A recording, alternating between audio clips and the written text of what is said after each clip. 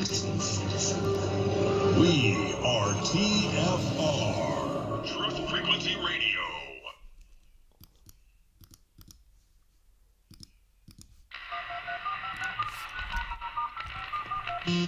This is not a valid menu option. Condition orange. Situation delta in effect. Please enter your agent number now, followed by the hash key. We have to create culture. Don't watch TV. Don't read magazines. Don't even listen to NPR. Time comes when silence is betrayal. More for themselves and less for everybody else. But I'll tell you what they don't want. They don't want a population of citizens capable of critical thinking. They don't want well-informed, well-educated people capable of critical thinking. They're not interested in that. That doesn't help them. Think for yourself. Question authority.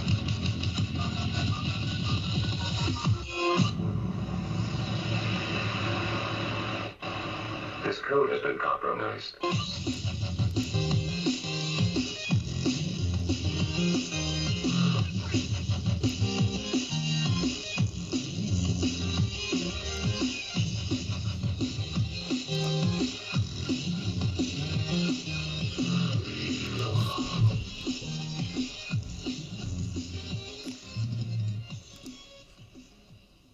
All right, welcome back, True Seeker.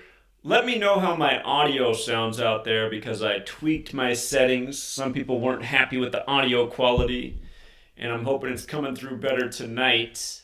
Do you hear any echo effect? Please let me know. I'll try to adjust that early in the broadcast if that is a problem. And again, things that are buzzing right now. Joe Biden's State of the Union.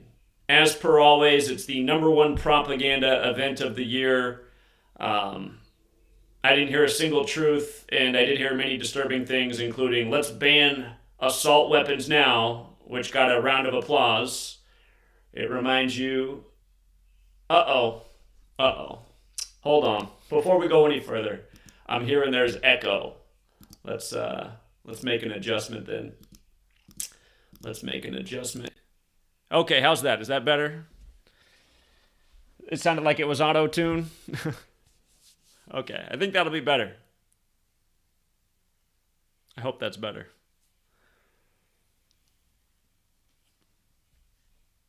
Still echo? Oh, okay, good. That's what I wanted to hear. Okay, good. That was the word I was looking for. Okay, well, we're still going to have to continue to tweak the audio settings until we get it just right. But, again, Joe Biden's State of the Union last night. You know, as per always, it doesn't matter who the president is. It's a propaganda event. It's a whole lot of rhetoric with nothing really behind it. It's putting a good face on something that's really ugly. And again, the most disturbing line in the whole night was calling for the banning of assault weapons now. And again, assault weapons aren't even properly defined. Are they even really a thing? There's not supposed to be an infringement on the Second Amendment. And the idea of the founding fathers, I should say, is the people were supposed to have weapons on tier with the government in case there was ever tyranny within and people needed to defend themselves from it. And we do have that right now. It's just most people are so conditioned to it, they don't even recognize it.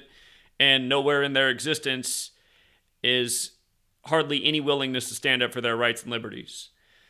But on top of that, they had to report that Joe Biden's State of the Union, where he stumbled over his closing remarks. He couldn't decide if it was the soul of the nation or the backbone of the nation. He was fumbling between the words before I think he settled on backbone.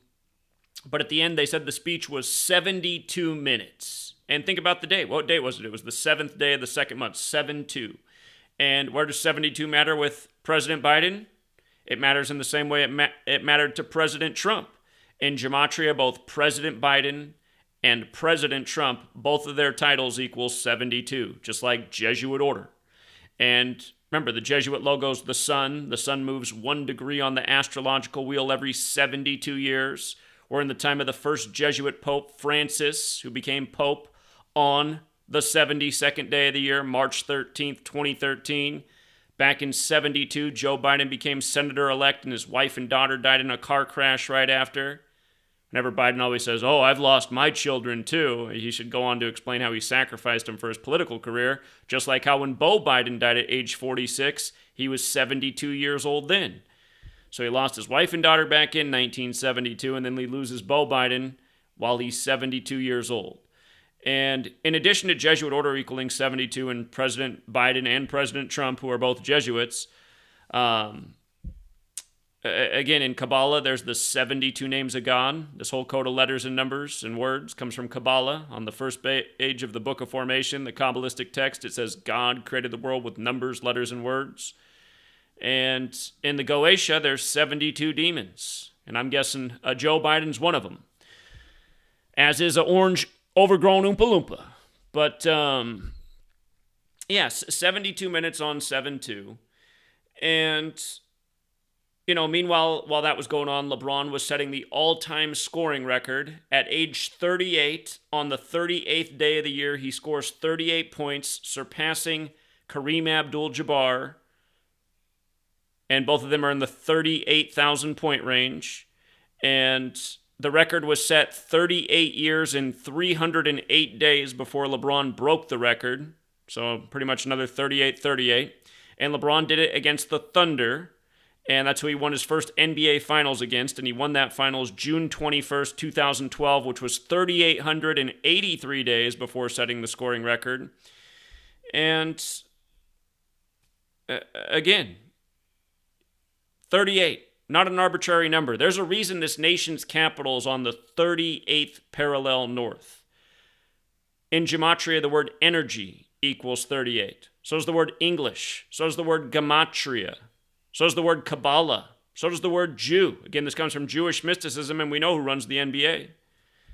You know, a state that equals 38 is Florida, where he was when he beat the Thunder 3,883 days earlier. And just today, headlines that Luka Doncic for the Mavericks, a team that equals 38, could beat LeBron's record someday. And if you do the math on it, he'd be projected to pass LeBron somewhere around 2038. But again, the NBA is a script. And for the people who say, how did they do it? Well, just think about how much time these guys spend on the sidelines with fake injuries, things we've been documenting for a long time. Again, they line up the rituals. We're living out scripted theater from the politics to the news. And the other thing that's big and buzzing is, of course, the earthquake in Turkey. And, you know, it happens right before the Super Bowl with Philadelphia in it. Of course, the Church of Philadelphia, that the letter's written to in Revelation about the synagogue of Satan, that church is in modern-day Turkey. And the earthquake was on the 37th day of the year, February 6th. It's Revelation 3:7 that begins the letter to the Church of Philadelphia. And you might have seen it was about a year back. Turkey changed the spelling of the country. The new spelling of Turkey has Gematria of 37. Go figure. Also has Gematria that matches with earthquake. And, of course, I've been teaching about weather warfare and, you know, earthquakes that are really bombs going off along fault lines. And the Code of 52. Again, the first act of weather warfare was admitted to on the Jesuit order's birthday, August 15th in the year 1952, emphasis on 52. And this earthquake in Turkey happened on the Pope's 52nd day of his age. You might have seen the headline about the boy pulled from the rubble today. Looks like staged propaganda to help, you know, raise more money, bring hope to the hopeless. But they said the boy was rescued from the rubble after 52 hours. Meanwhile, they pulled him out and his clothes are perfectly clean. He's all energetic, waving. It's like, come on, man.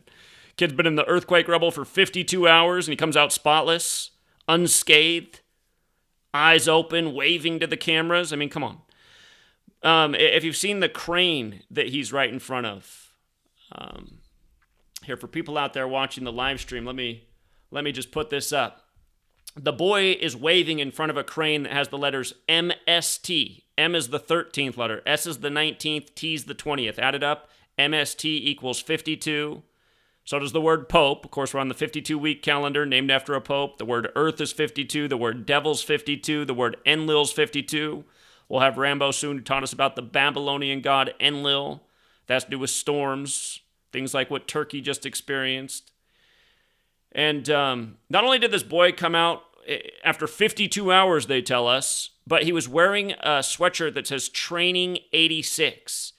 And this did happen on the Pope's 52nd day of his age. It also happened 86 days after the Superior General's birthday. That's the leader of the Jesuits. And Jesuits equals 86. And again, think of when a big bomb went off at the end of World War II on 8/6 over Hiroshima.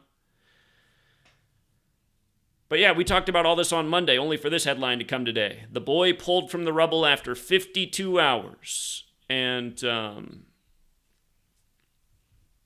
again, depopulation. Another good way to do it, you can unleash a pandemic, you can unleash a opioid crisis. How about acts of God that are really sophisticated military technology?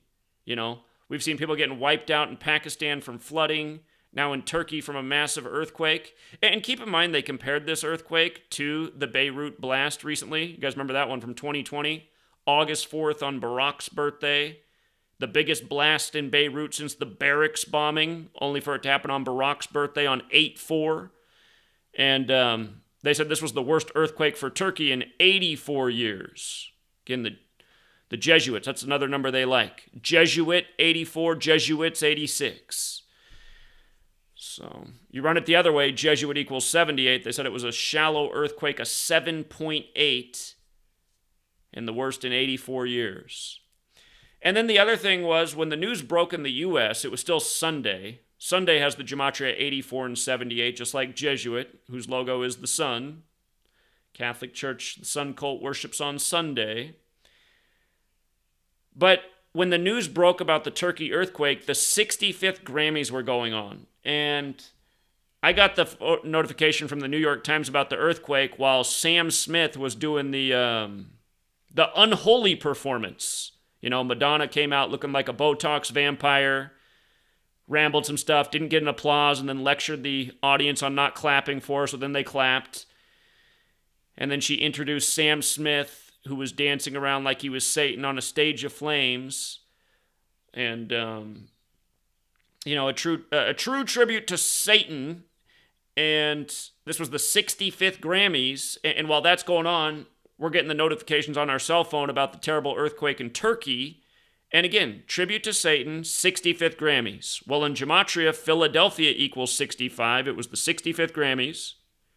Remember, in Phillies won the first game of the World Series 6-5. This year, Philadelphia solved the boy-in-the-box incident from 57 before going to Super Bowl 57, which was 65 years ago. Again, Philadelphia established on the day, leaving 65 days left in the year. But Philadelphia's in the Super Bowl, and the biblical Philadelphia Turkey is getting wasted, while at the 65th Grammys, a week before the Super Bowl, you're having the Satan tribute at the same time. And remember, in Gematria, Philadelphia also equals the synagogue of Satan, which equals Christianity. Christian teaching about the synagogue of Satan to close out the book. Revelation 3:7, going with the earthquake on the 37th day. So, it's just like I said, when they first announced Agenda 2030, and let's not forget that the Agenda 2030 meeting ended on the anniversary of the Jesuits being recognized by Rome, September 27th. But, I said back then, one of the things in here is to eliminate all poverty by 2030. And I said, how do you think these psychopaths plan to eliminate all poverty? I mean, these people are killers. When they say eliminate all poverty, what they mean is get rid of all impoverished people.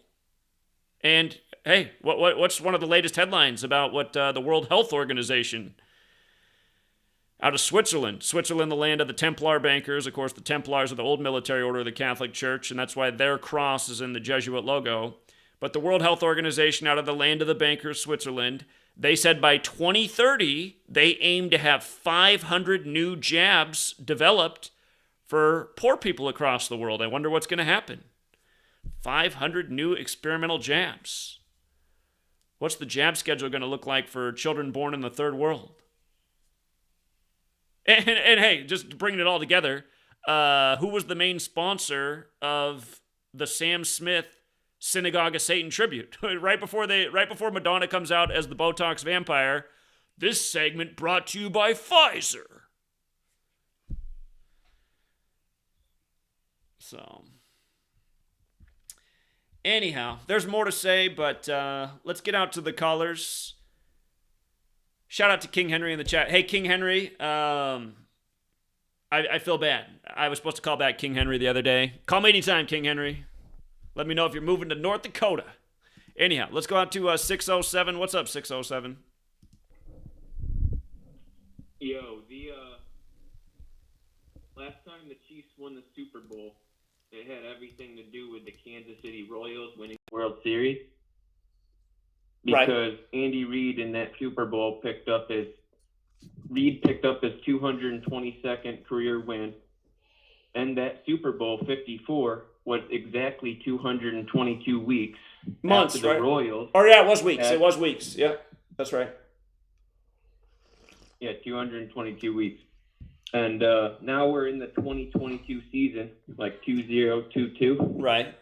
And since 222 was such a big number with the Chiefs' last Super Bowl, because that Super Bowl 54 was on 2/2/2020, February 2nd, 2020. Right. Well, that was the 111th World Series. Right. And the Queen died the Queen's birthday was the 111th day of the year.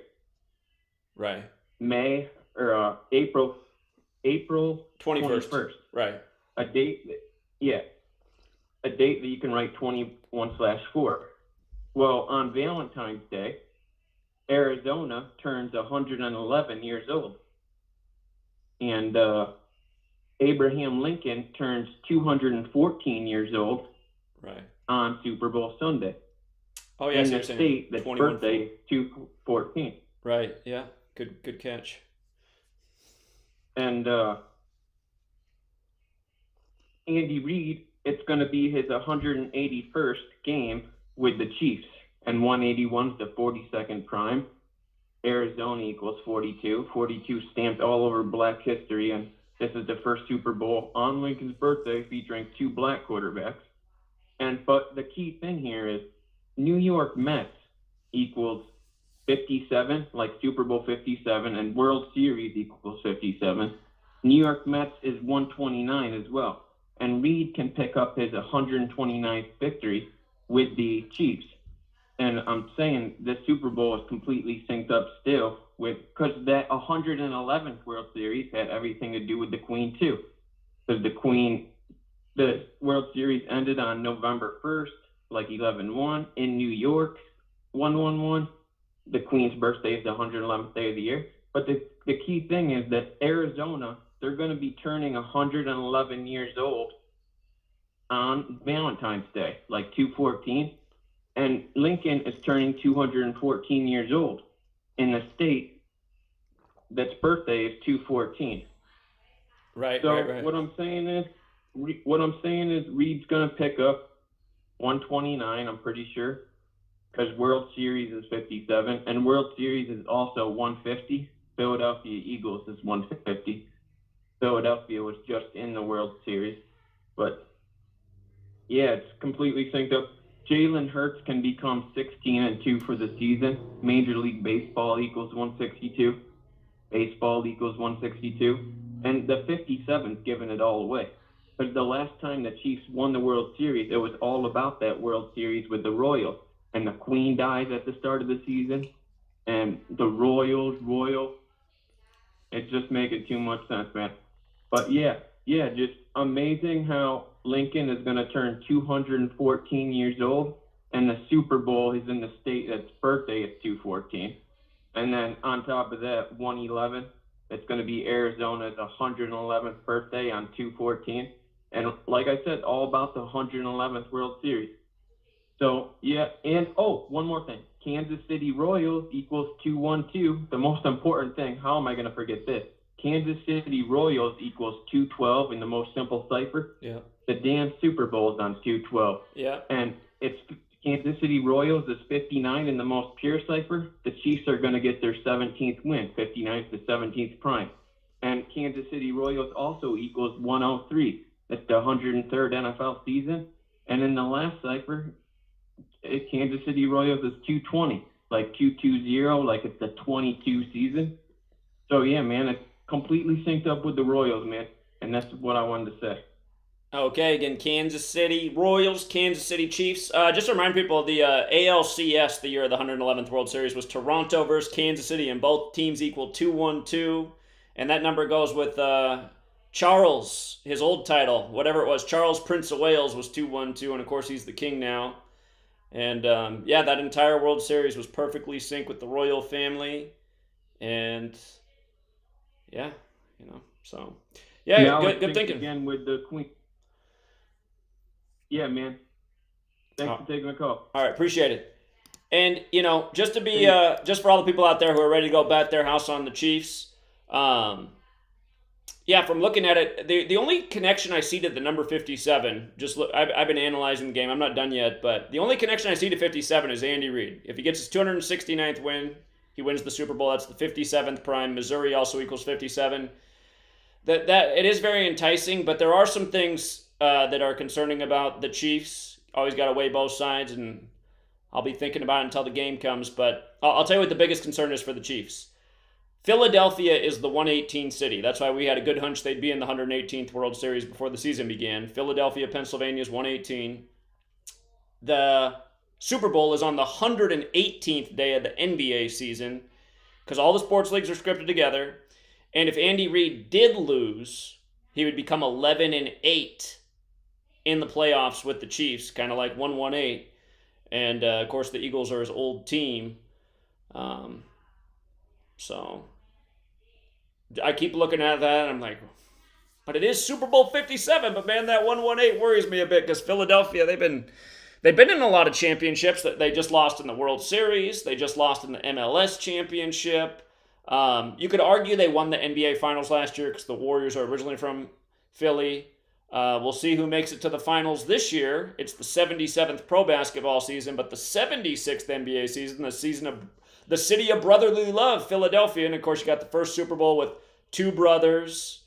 Something else that they did, the NAACP will turn 114 years old on February 12th. The word history equals 114. And history, right? The first two black starting quarterbacks in a Super Bowl on Abe Lincoln's birthday who freed the slaves, but also the NAACP's birthday. Let's go out to 850. What's up, 850? Hey, Zach. Hey, Truth Seekers. How's it going tonight? It's going all right. What's up, man? Hey, so can I give you a little, a guess on the day I think Biden might kick the bucket or not be president anymore? Sure. We're in the time of the 118th Congress as well, and Biden's from Pennsylvania. Go ahead. So I'm thinking 419 because that is the 81st prime. That'll be 117 weeks of his presidency. Joseph Robinette Biden Jr., JR, equals 117 in single reduction. April 19th is on the 109th day of the year. Joseph Robinette Biden and Kamala Debbie Harris is 109. It'll be 215 days before his 81st birthday. And Joseph Robinette Biden is also 215. It'll also be the 150th day of his age. Queen Elizabeth is 115. And if that does happen, Kamala will be president on 420, which is the 110th day of the year. And President Harris is 183, and it'll be 183 days to her 60th birthday. And from 11/3/2020 to 4/19/2023 would be 2 years and 23 weeks. Good old 223. From the Queen's death to 4/19, which is close to her birthday, is 223 days. And from the day of the election to Kamala's 60th birthday is 1,081 days, and that's a 46 triangular number. It's also been 59 years since the death of JFK. His 59th anniversary just happened on November 22nd. And from that anniversary to 4/19 is 148 days. And Joseph Robinette Biden Jr., if you spell out Jr., is 148. From the State of the Union to 4/19, 72 days. From the Super Bowl to Abe Lincoln's birthday, which is Abe Lincoln's birthday, to 4/19 is 66 days of Queen Elizabeth. And from King Charles' birthday, 419 is 5 months and 6 days, as well as 158 days. Freemasonry, and Charles III is 158, and Lincoln was assassinated 158 years ago. There will also be a solar eclipse on the 20th of April. And I don't know if I'm pushing it, but Joe Biden dies is 56 and 223. That's what I got. Well, if they did April 19th, that would just add to the infamy of that day. Again, that is the day in history that Ignatius of Loyola became the first superior general of the Jesuits. The Revolutionary War started on that day. Oklahoma City bombing, Waco, recently the Canada mass shootings that got their gun rights taken away. April 19th. Whoa, I didn't know. I forgot about all that. Yeah, there's even more. April 19th is the Day of Days. That's why we met in Oklahoma City last year to educate about that on that anniversary. That's true. Yeah, that could be. That could be. You know what I was thinking is it's the 109th day of the year too, and words like military and shooting are 109. I'm expecting them to go after that assault weapons ban pretty soon, and I was thinking, maybe that's what they'll do this year. But hey, maybe you'll be right. So, good thoughts. Yeah. Yeah, all right. Well, that's all I've got for you, Zach. Thank you for taking my call, man. How are things going? Are things getting better over there? Still looking for some slavery. Okay. All right, man. You got my number. All right. We'll be right back, everybody.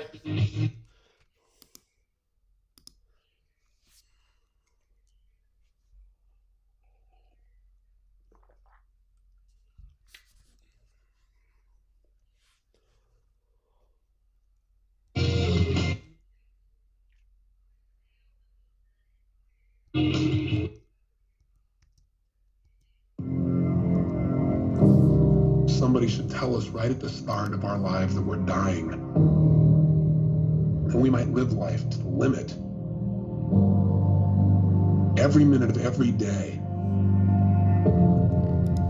Whatever you want to do it now.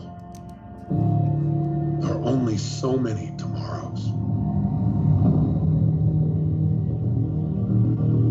I say to you that if you're driven by anything other than your love and your spirit, your desire to grow and expand, if you're driven by your need to please others, if you're driven by your fear, if you're driven by your past, it's time to free yourself. And the way to do it is decide. Decide consciously what you want your life to be about.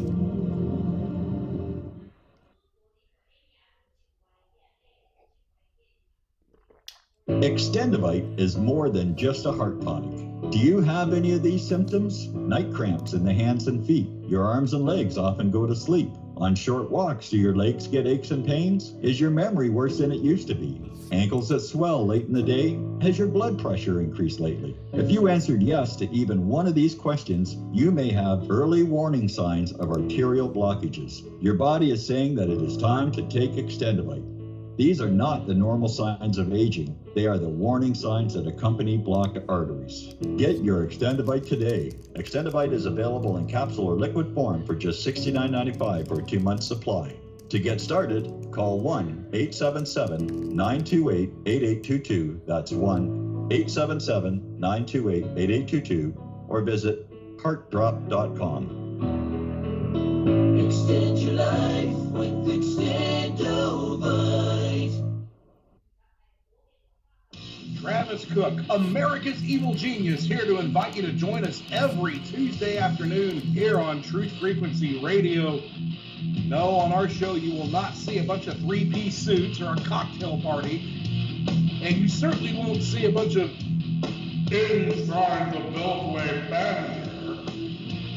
But you will see eye-gouging, crotch-kicking, no-holds-barred political discussion, the likes of which you won't see anywhere else in media. America's Evil Genius. We come to you every Tuesday from the outskirts of Ward's Horn, St. Louis, Missouri, where there's always a good race rider sex scandal just around the corner. Join us every Tuesday, 3 p.m. Eastern, 2 p.m. Central, and noon on the left coast right here on TFRlive.com. America's Evil Genius, Travis Cook. on truthfrequencyradio.com. You are now tuned into the truth frequency. Your protection from deception. TFR. Truth Frequency Radio.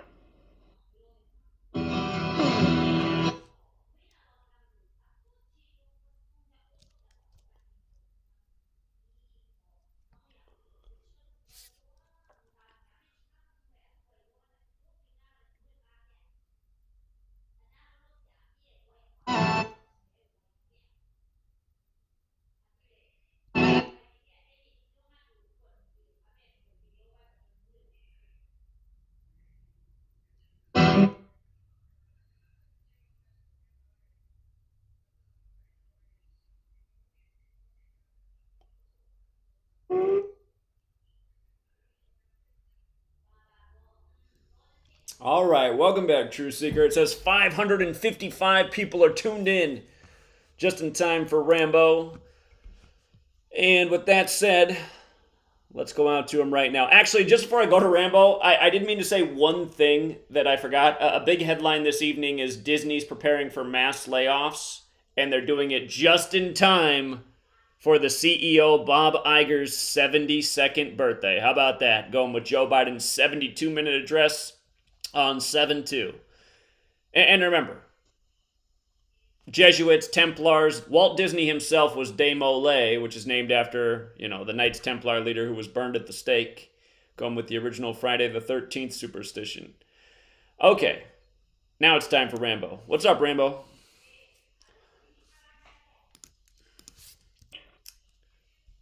Hey, thanks again. Of course. Thanks for coming back.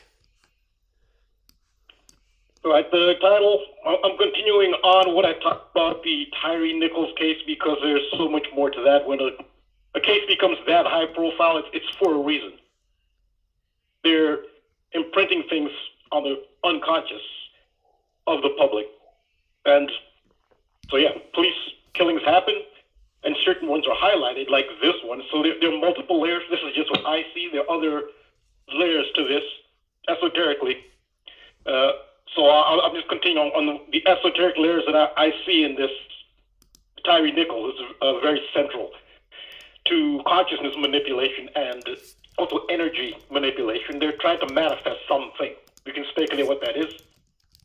So the title of my decode is King Symbolism, and Benjamin Crump and the Freemason allegory of Solomon's Temple. Now, Benjamin Crump, he should be well known to people, but he shows up in all these high-profile civil rights cases, especially police killings.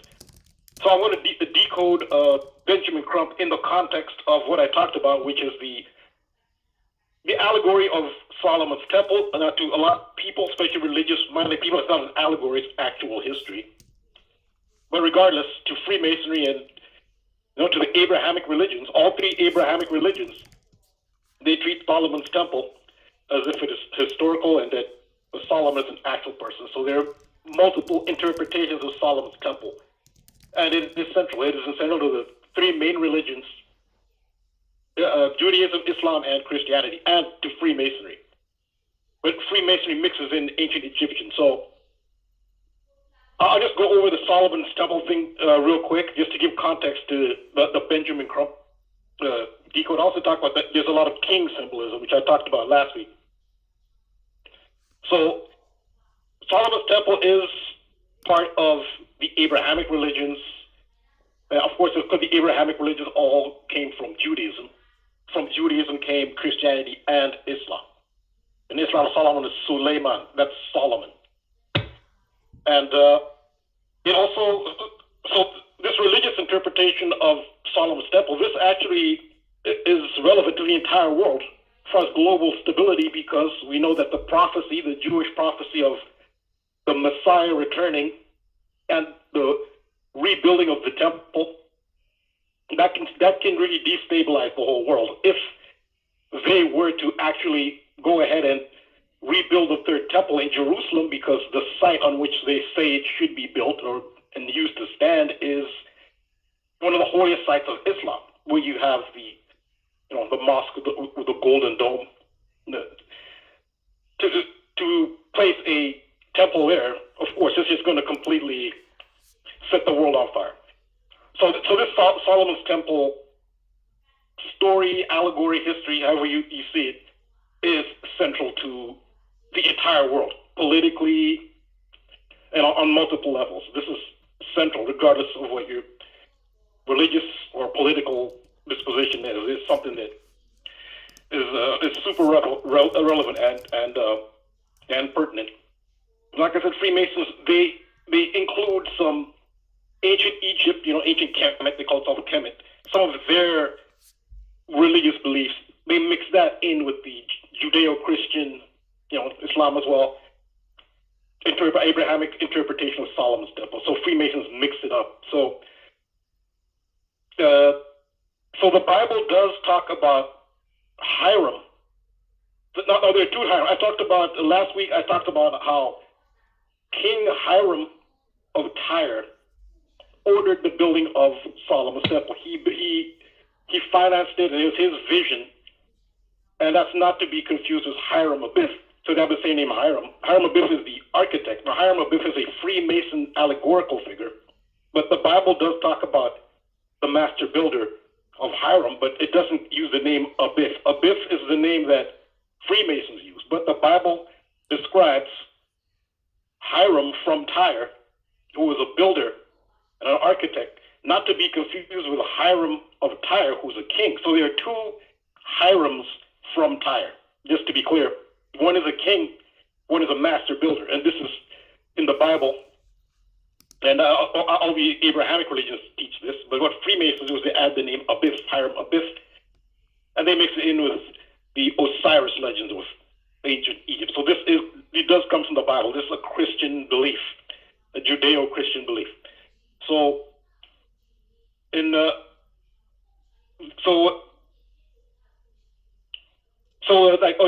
the George Floyd killing in Minnesota and the Tyree Nichols case in Tennessee are both based on this Freemason allegory of Solomon's Temple and Hiram Abiff.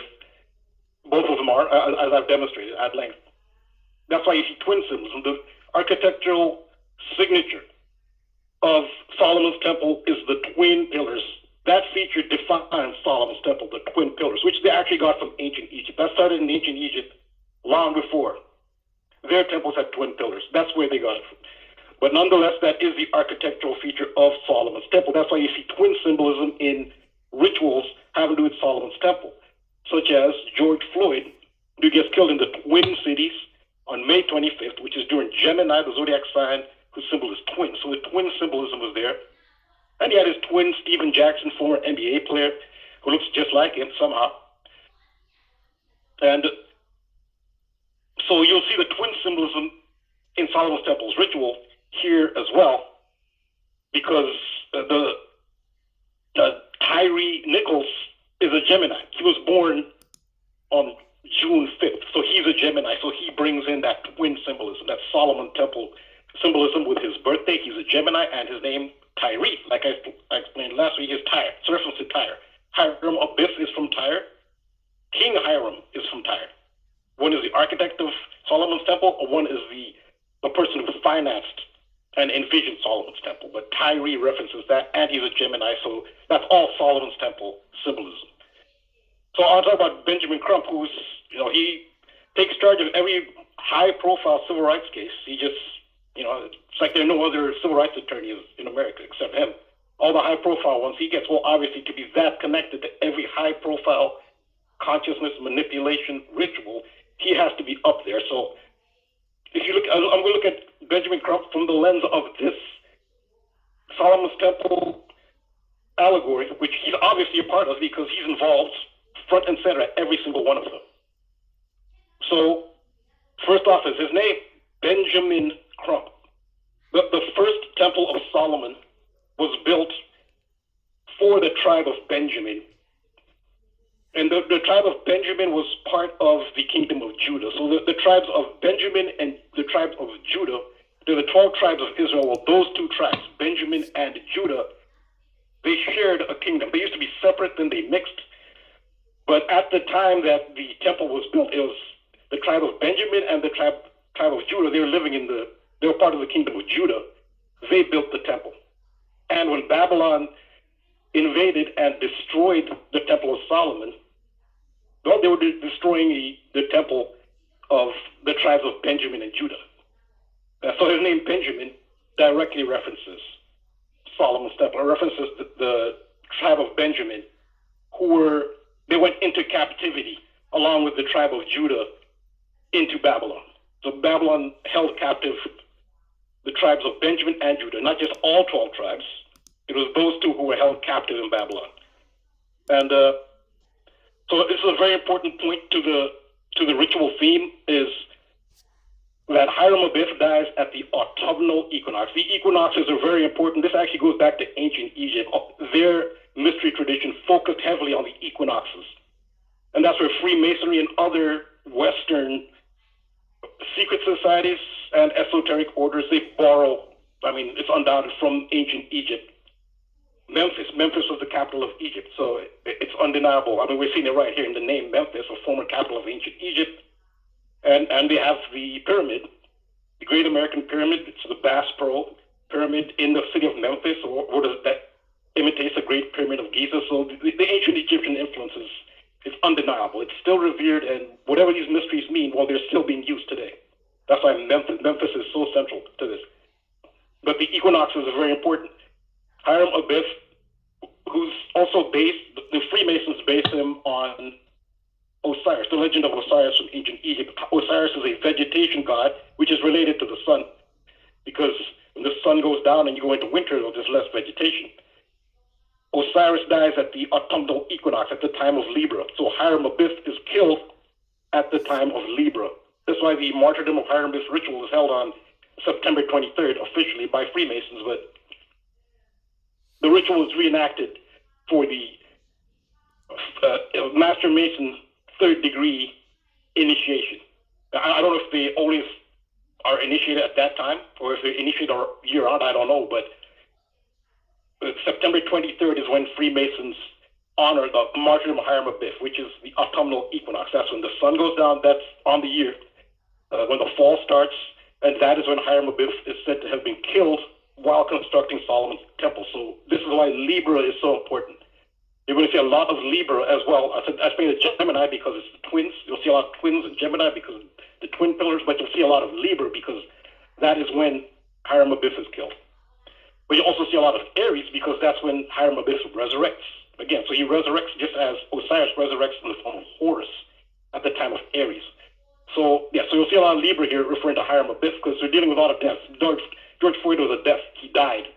So that's more, that has more to do with the death of Hiram Abiff or the death of Osiris. So here again, we're dealing with Tyree. It's a death, so you're more likely to see more Libra. So Benjamin Crump is a Libra. He was born October 10th. So again, his name Benjamin and his birthday tie into the allegory.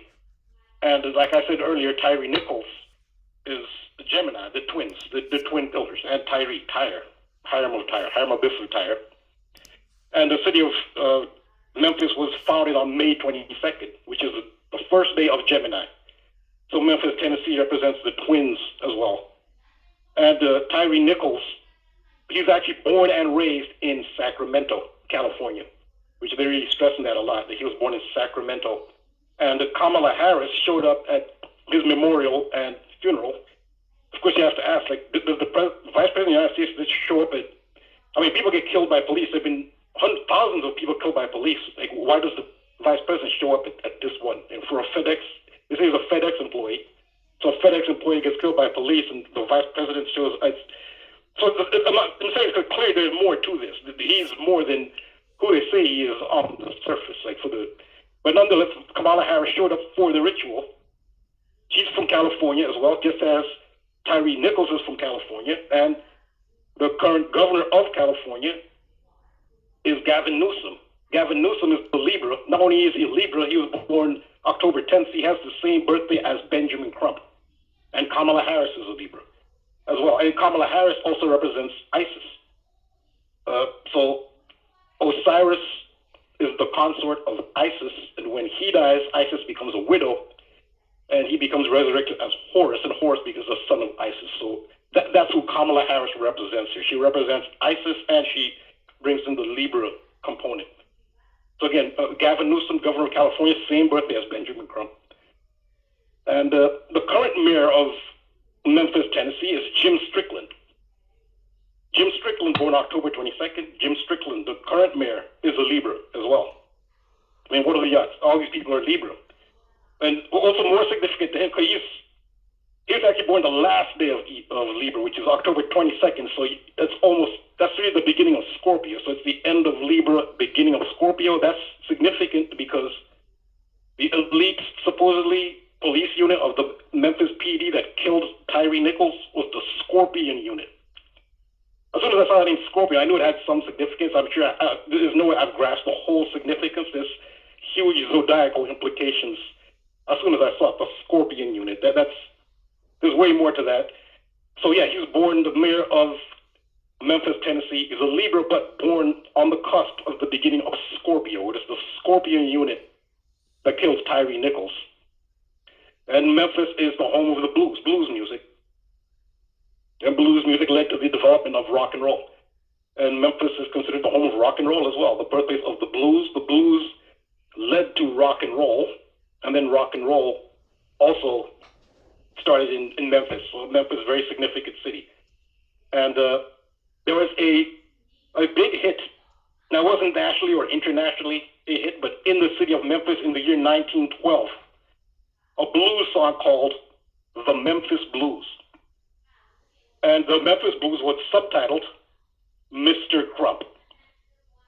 So Memphis Blues, Mr. Crump, this is from 1912. So you see how they synchronize with the events now. We have Benjamin Crump.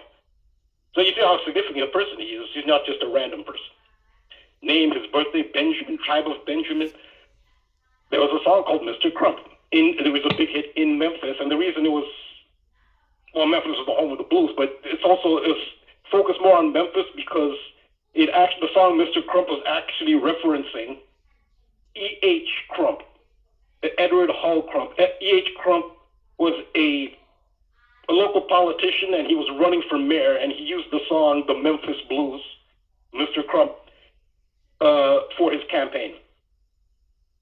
And he also had a relationship with the black community. So one of his core constituencies was the black community. And so he actually did do a lot for the black community in Memphis in exchange for his votes. And he also later became a U.S. representative in Congress for the state of Tennessee, for that district. That was E.H. Crump, Mr. Crump, his campaign used the song, the Memphis Blues, Mr. Crump, and you can see how it ties in. And Edward Hull Crump, E.H. Crump, was a Libra, again. October 2nd was his birthday. 102. Last week, you brought up when I talked about 102, you brought up the significance of 102. And I said how New York City's World Trade Center Twin Towers were symbolic of Solomon's Temple. The middle pillar was Building 7, which housed the Salomon Brothers Corporation. Primarily, Salomon is Solomon in Latin. And the destruction of Solomon's Temple, which is the Twin Towers, was 102 minutes. So 102 does tie into this theme. And again, George Perry Floyd was part of the Solomon's Temple Hiram Abiff ritual. George Perry Floyd sums to 102. Slavery sums to 102. That's relevant to this theme. And you brought up that Black History Month was first announced 10th February 102, the date 102. So yeah, that's E.H. Crump's birthday, 102. And now there's another famous Benjamin.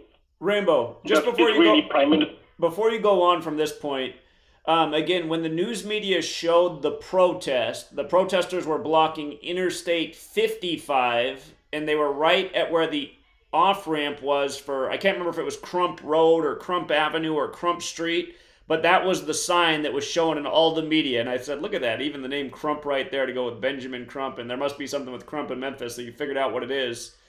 But again, for people to forget, this whole thing happened right before the MLK holiday, and MLK, of course, was killed in Memphis, and this year will be the 55-year anniversary, and then they're blocking Interstate 55, and the night they unveil the video, Memphis and Minneapolis become tied at 55 games apiece as Memphis loses their 5th straight game. And again, Tyree Nichols and 5 cops. And here's the Super Bowl with Lincoln, where Lincoln's on what, the $5 bill?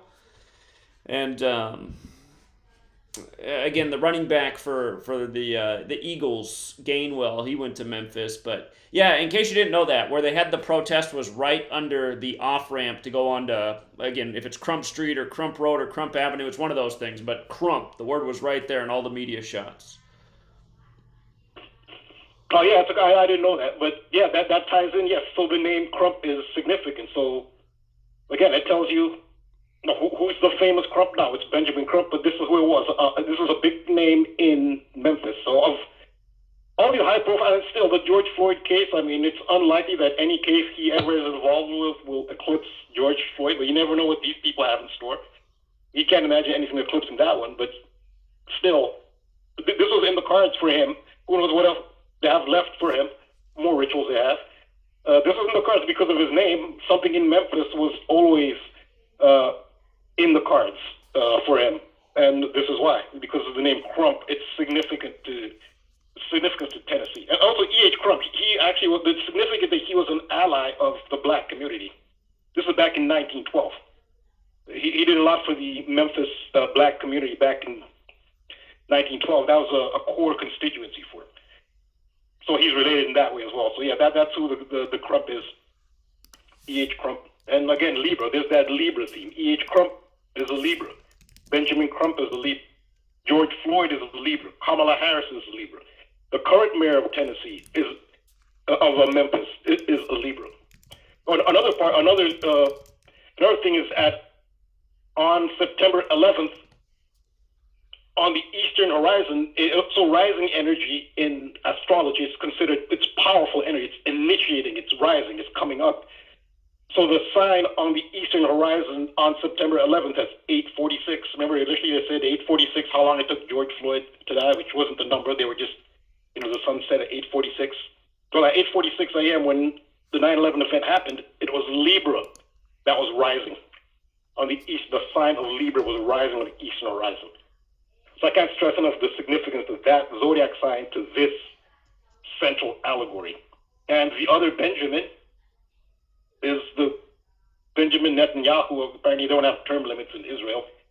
He leaves, he comes back. He's been there forever. Benjamin Netanyahu is also a Libra.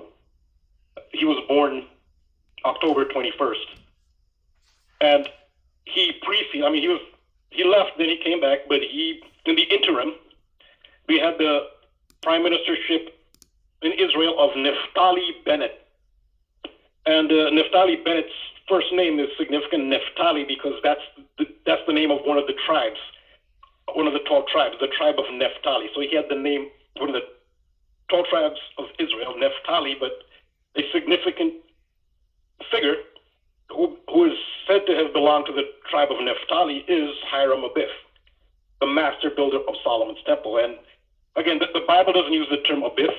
Freemasons use the term Abiff, but the Bible still does reference Hiram, the master builder from Tyre, as the builder of Solomon's temple. And in 1 Kings chapter 7, verse 13, it says, quote, "And King Solomon sent and fetched Hiram out of Tyre." Again, Tyre.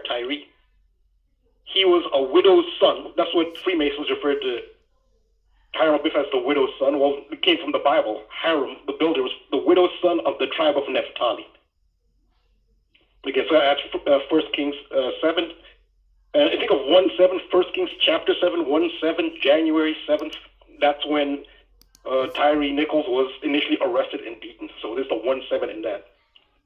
But that's so Naftali Bennett, that references the tribe that the Hiram Abiff is said to have belonged to. And his birthday is 25th March, and that's Aries. So I explained that it's the equinox. So Aries is the spring equinox. This is when the sun is reborn, when Osiris is reborn as Horus, when Hiram Abiff is revived and resurrected at the vernal equinox.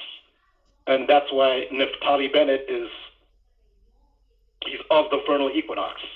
Again, that's another synchronicity with the legend and allegory of Hiram-Abiff. So it's politics, it's news events, it's sports, it's central.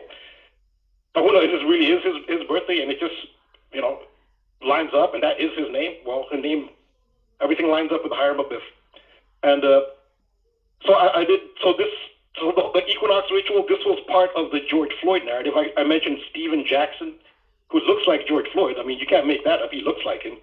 And now said to be his twin. We know what twin means. And so Stephen Jackson represents the vernal equinox. Stephen Jackson is an Aries as well. Then you can see Freemason allegory. We have the twin pillars. And you have the two, in between the twin pillars, you see to the right, you have the gavel. The gavel is a symbol of Libra. The symbols of the justice system are the symbols of Libra. The scales and the gavel, that's Libra. And on the other side, you have the hourglass, where there's the equal amount of sand in the top and the bottom of the hourglass. That indicates the equinox, and that's Aries. And so it's all in Freemason iconography, and you can see how it dictates the events. Twin city at the time of Gemini. Then George Floyd has a twin who looks just like him. George Floyd is a Libra. His twin who looks just like him is an Aries, and it's all in that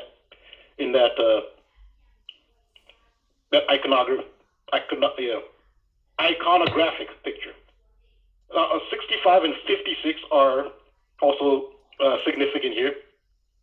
Now, Tyree Nichols, as they say, was killed by the elite Scorpion unit of the Memphis PD.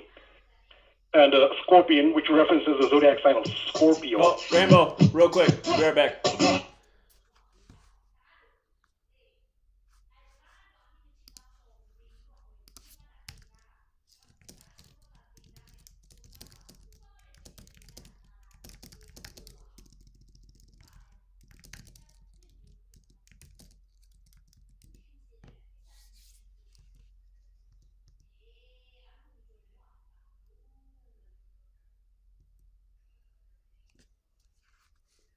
Hi, my name is Ella, and I'm 10 years old. I'm one of the millions of children born to parents suffering from the sheeple virus. Symptoms include the inability to think for oneself, the attention span of a goldfish, and a strong belief in government and the mainstream media. It is estimated that 1 out of every 2 children are being raised by parents infected with the sheeple virus. But there is the cure. For as little as 19 cents per day, you can become a TFR supporter and help children like me get their daily dose of truth. Together, we will make sure every child has protection from deception. Do you think that General Patton was woke? I don't think so. What do you think, Mike? Mike, was he woke? I don't think so. I don't think he was too woke. Woke. You know what woke means? It means you're a loser. Woke. Everything woke turns to shit. This is a sick culture, and our country's a disaster, and it's going to die before your very eyes. Our women's soccer team was supposed to easily win, but they went woke. The one with the purple hair, she didn't play too well. She went woke. Take a look, everything goes bad, but it's true about woke. Do you think that General Patton was woke? It's crazy. It's crazy. I've never seen anything so stupid in my life. Woke. You know what woke means? It means you're a loser. Woke. Everything woke turns to shit. Our country was so respected. Nobody was going to mess with us. And then this clown, he got in office, so like the captain of a ship. Let's jump off first before the passengers. I'm getting the hell out of here. I could just see this. The leadership of the Taliban standing there. Somebody walking up. Sir, the soldiers have left. It's crazy. I've never seen anything so stupid in my life. Woke. You know what woke means? It means you're a loser. Woke. Everything woke turns to shit. You know what? I believe totally in your freedoms. I do. You gotta do what you have to do. But I recommend take the vaccines. I did it. It's good. Take the vaccines. But you got, no, that's okay. That's all right. You got your freedoms. But I happen to take take that back. It's crazy. It's crazy. I've never seen anything so stupid in my life. Woke. You know what woke means? It means you're a loser. Woke. Everything woke turns to shit. Wherever you are, make it TFR. Truth Frequency Radio.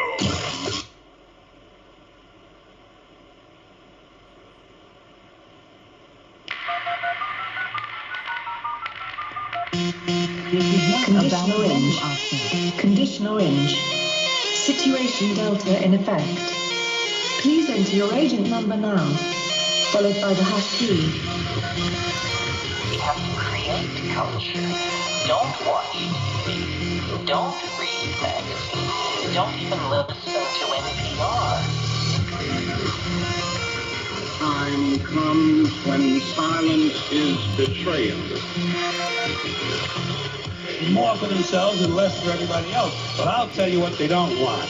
They don't want a population of citizens capable of critical thinking. They don't want well-informed, well-educated people capable of critical thinking. They're not interested in that. That doesn't help them.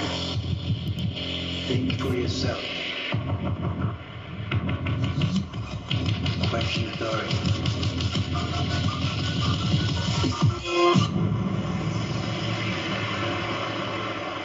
This code has been compromised.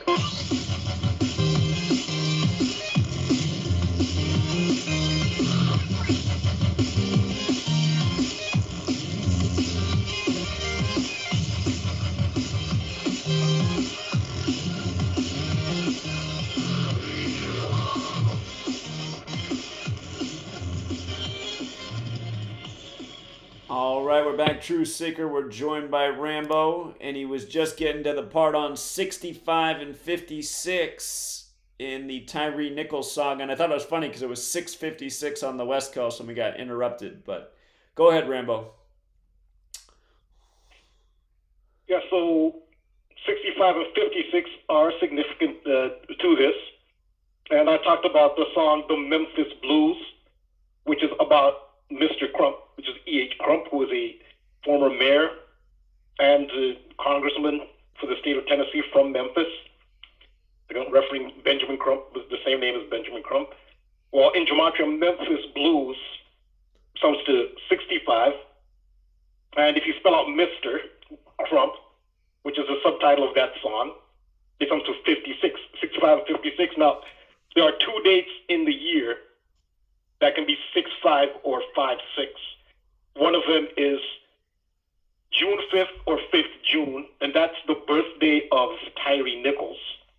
The other 6556 is 6th May, May 6th, and that's the inauguration date of King Charles. He will be inaugurated on May 6th, 2023. So this ties in, again, there's a king theme here. It's Memphis. It's the home of the king of rock and roll. It's where the king, Martin Luther King, died. But there's another king associated with Memphis. It's the king of the blues who did live in Memphis for a while. That's B.B. King. So his name is King, just like Martin Luther King. And B.B. King is also considered the king of the blues, as is Elvis, the king of rock and roll. Memphis, Tennessee is associated with the king. Now, there's like another king. There's a pyramid, the Great American Pyramid, the Bass Pro Pyramid in Memphis, right on the banks of the river Mississippi, which obviously is a metaphorical river now. I don't think there's any doubt about that. But there's a statue of the pharaoh Ramses II right next to the pyramid in Memphis. So a pharaoh is a king. So this is how the king symbolism is so heavily pronounced in Memphis. And also you consider what case is the Tyree Nichols case, the police brutality case that's on film. What is it being compared to? It's being compared to the case of Rodney King. Again, that's another king, Rodney King. And where's Rodney King? Where's he born? Sacramento. He was born the same place that Tyree Nichols was born, Sacramento. What's the only professional sports franchise in Sacramento? The Kings. So this is a heavy theme here, the king theme. And so now you see that, oh yeah, and then again, the name Tyre references who? The king of Tyre, who built Solomon's temple. So with that king theme, now you see the 65 and 56 ties Tyre Nichols into the king theme because his birthday also is the same numbers as the inauguration day of King Charles. And there's more synchronicity between the two of them.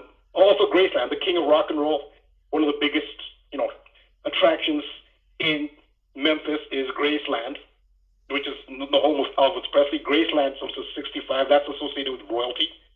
And there's another royalty, the queen this time, who's the queen of pop. It's Madonna. You just did a post on that. And she was at the 65th Grammys. So you see how the 65 and royalty that seems to be emphasized, especially with this case. And also, what is significant with King Charles, how he ties into King Charles, is remember that he was killed by the Scorpion unit. Nichols was killed by the Scorpion unit. Well, King Charles is a Scorpio. So this is on the cusp of the coronation of a Scorpio king. When he gets killed by Scorpion, and he ties it with the same number 65. But also, 44 is significant to Memphis. 44 is April 4th, when Martin Luther King was killed in Memphis. Well, Scorpion in Gematria is 44. And if you take the date when Tyre Nichols died, January 10th, to King Charles's next birthday, November 14th, it's exactly 44 weeks. So that's the number of Memphis, 44, Martin Luther King, Scorpion, it's 44. So yeah, there's a lot more to this, but yeah, this is what I have for now. All right, great work. Yeah, everything has been synced up with the king. Even the popping of the balloon was a nice tribute to the king over the Carolinas, named after King Charles. I didn't talk about that at the beginning of the show, but they waited until it was on the 35th parallel on the 35th day of the year to shoot it down, when, of course, China has that Gematria 35. But also the footage was, I forget the exact name of the town in the Carolinas, but it was King something.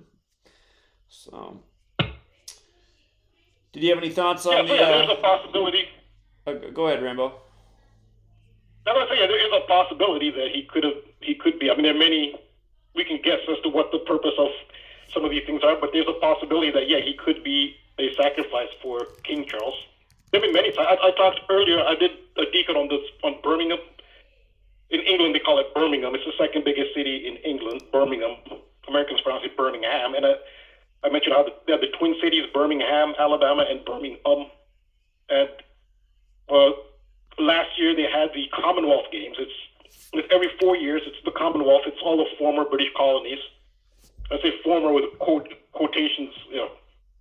The British still have a lot of power over those supposedly independent countries, but it's a Commonwealth Games, like the Olympics for the British Empire. And that was like the first, I guess, major event, which is normally the duty of a monarch, was to open the games. And that's the first one that Charles did. He was still prince because Queen Elizabeth was not able to do it.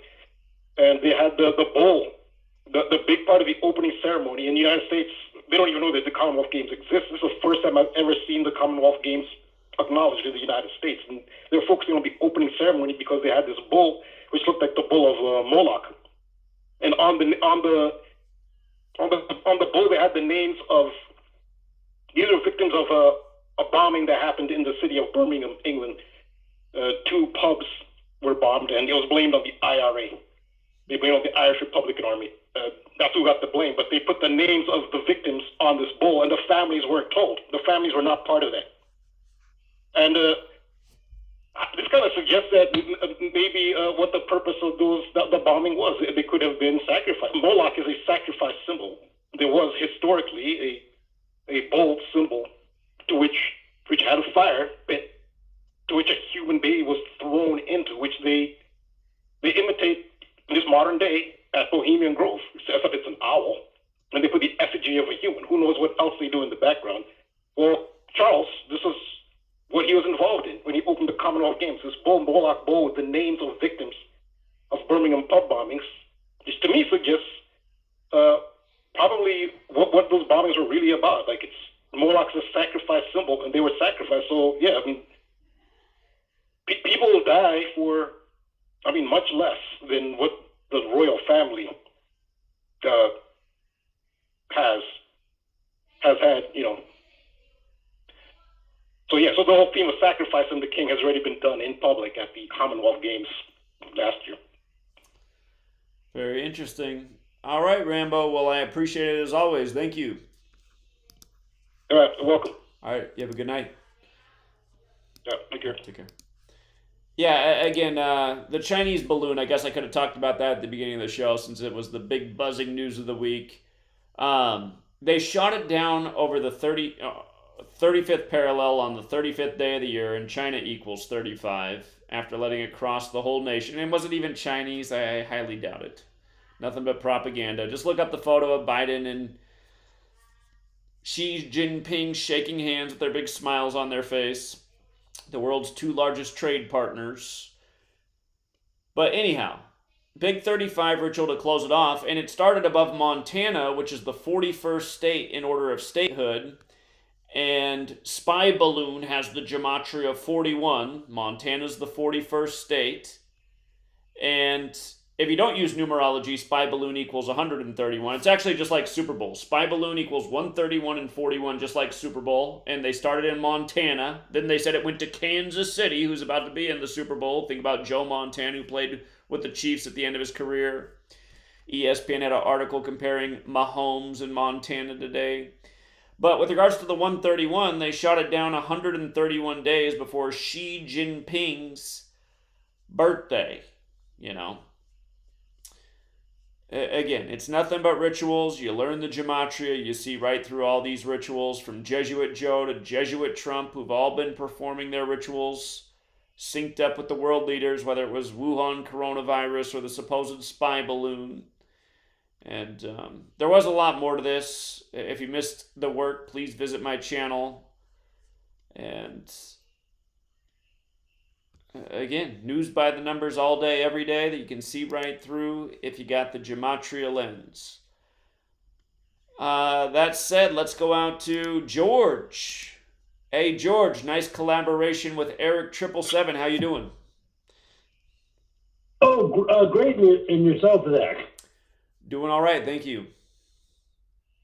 Okay, so I'm not sure if this is on topic. You did at least one video on this a couple of days ago about how the great heroes of the FBI built a white supremacist plot in Baltimore, Maryland the other day.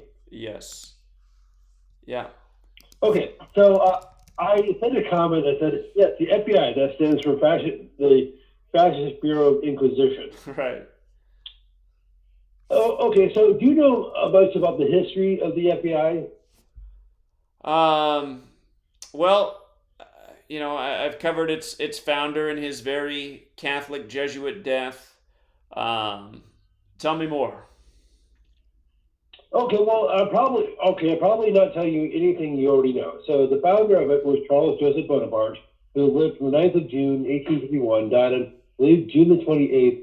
1921. He was a devout Roman Catholic, a known Freemason, a Knight of Malta, and a Knight of Columbus. He was the grandnephew of Napoleon Bonaparte, and he was involved with all sorts of skullduggery in his lifetime. So it was originally called the Bureau of Investigation. It was established on July the 26th, 1908. So you're talking almost 115 years ago. So just looking at his birth and death dates, what can you glean from that? Well, he was born June 9th, 69. The Jesuit Order, 69. There's a lot of things connected to 69. Illuminati, 69. Again, founded by the Jesuit Adam Weishaupt. New World Order is another 69. Catholic Church is another 69. June 28th, they like this date a lot. It's even the day that my first YouTube channel got deleted. Now it's Elon Musk's everybody's false hero's birthday. Yeah, that date connects to a lot of things. It's the day leaving 186 days left in the year. Vatican Hill is 186. That also means if you count June 28th through December 31st, there's 180. Those are the last 187 days of the year. And Washington, D.C. is 187, like George Washington, like Society of Jesus. So, definitely a significant date. Well, okay, so for what it's worth, it was created, as I said, 1908 by an executive order by Teddy Roosevelt, Theodore Roosevelt. So it was not created by Congress. So in other words, it was created by fiat. So there's no constitutional authority for such an entity as the FBI. And I know that's academic because the people who run this country really don't give a rip about the U.S. Constitution or law or anything like that. They play by their own rules, or they'll just simply change them. Now, so it's interesting. Bonaparte, Charles Joseph Bonaparte, was from Baltimore, Maryland. And, well, if I could just mention one other thing. I'm not sure if anybody's brought this up. So the Super Bowl this year is between the Philadelphia Eagles and the Kansas City Chiefs. If I'm not mistaken, the last time Philly and KC faced each other in the championship, it was in 1980. It was the Phillies and the Royals. So is there any significance to that? Yeah, there is, because, of course, you just had... Oh, what did they do? On the first day of the World Series, the guy who won the college football championship with Georgia died. He won it in 1980 as well. And then the World Series had the 1980 parallels, and Georgia just won the college championship this year. 1980 was 43 years ago, and now we have the Super Bowl on the 43rd day of the year. The word football itself has a gematria of 43. The caller at the beginning was talking about the parallels with the Royals' 111th World Series win over the Mets, and Kansas City winning the Super Bowl on 2/2/2022, 222 weeks later at the beginning of the stream. And they said the 49ers had a $222 million payroll that year. And I want to say Andy Reid got his 222nd win in that game, if I remember right. But, yeah, I'm sure there's even more to it. Well, go ahead, George. Well, for what it's worth, 1980 was, well, as I said, the Phillies beat the Royals in the World Series. It was the first time the Royals appeared. It was the second time the Phillies had appeared. It was their first World Series victory. Now, so for what it's worth, this is another conversation altogether. They used DH in both parks that year because they had a Major League Baseball had the the American League adopted the DH in 1973, but starting in 76, they used it at odd years. So 76, 78, 80, and 82, 84, they used the DH, and they didn't use the DH in odd years. But in 86, they started doing it, determining on who hosted the game, determine whether they use the DH. So I know that's another conversation altogether, the DH, and as I said, that was the year of Roe versus. I mean, I'm sure there's some sort of nod to history regarding that, but I don't know what it is. Well, again, I think it's having it be the Super Bowl 43 years later on the 43rd day of the year when football equals 43. I think that's a big part of it. I see Mike Schmidt was the MVP of that Super Bowl, and it's funny, his birthday is September 27th, the day the Jesuits were recognized by Roman history, the day leaving 95 days left in there, and he joined the MLB Hall of Fame in 95. Go figure. So. Oh, yes, I believe we talked about Mike Schmidt before, but it was more in contact with Pete Rose, because Schmidt and Rose were teammates. Right. Well, I realize you have other callers, so I guess I'll. I have a question for you, but I guess I'll have to email it to you. What's the question? Just hit me with it, George. Well, I know somebody. Okay, it's not me, but I know somebody who's looking for a program. So, do you have any pull with TFR? No. Chris Gio, who runs the network, has ignored my messages for months now, so I don't know what's going on. I just do my weekly time Okay. slot. So.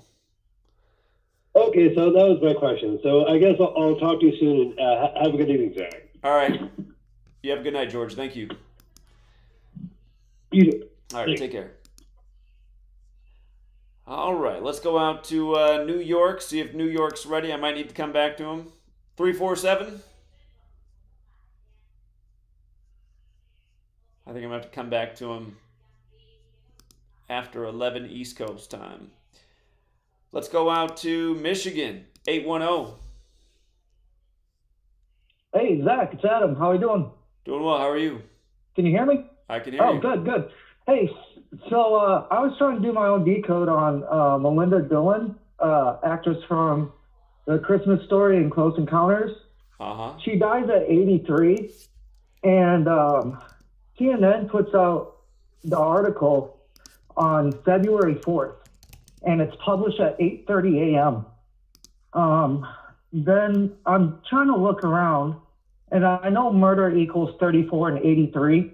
I'm not suggesting she got murdered, but I found it really weird, and I'm not that good at gematria, so that's as far as I could get with it. But I did a little more digging, and the day she was born was, I'm sorry, I did a little PowerPoint here. The day she was born was October 13th, 1939. And in 1939, they were saying after the earthquake that was the worst earthquake in Turkey since 1939. And what else happened that year was the start to the Second World War. So those 39s in there, and why did they wait to do it? And then, of course, you have the satanic ritual going on at the Grammys. And I don't know, and it seems like this earthquake was called by this guy named Frank Holgerbeats a couple of days before it happened. But yeah, I was just wondering if maybe you could get any leads on to her death and maybe break that down a little more. Sure. I did a post on it on my website. Whenever you get time. Yeah, I did a post on it on my website. So the news of her death was announced Friday, February 3rd, which is the 34th day of the year. And she's dead at 83. And murder equals 34 and 83. But she'd actually died January 9th. So they saved the news until the 34th day of the year. And she died 54 days after the anniversary of Close Encounters of the Third Kind. Jesuit order equals 54. The big Jesuit number is 201. There's a 201 paid tribute to in that film. And the news of her death broke 79 days. So she died 54 days after, but the news of her death broke 79 days after the anniversary of that film. Murder has the gematria 34, 79, 83. Again, she's dead at 83. Society of Jesus also has the gematria of 79. And then Close Encounters is an alien film. The word alien itself is 23. She's dead at 83, the 23rd prime at the start of 2023. And then they said that the news came from the Neptune Society. And that society has the same gematria as Society of Jesus. So that's what stood out to me. So you nailed it. Yeah, I figured you would. I just missed your article, I guess. But hey, can I plug my podcast real quick? Yeah, go ahead. It's called Assholecast. It's just me and my wife just breaking down the news of the day, and I tried doing a little gematria in there, and not that good at it. But hey, what do you on your website? What do you use for your website? WordPress. WordPress. Oh, okay, perfect. Yeah, because I'm using this PowerPoint, and that's kind of hard to use. But yeah, I won't take any more of your time. I appreciate you answering for me and breaking that down because that was driving me crazy. All right, you're welcome. Have a good night. All right, thanks, Zach. Have a nice night. All righty, let's go out to 252.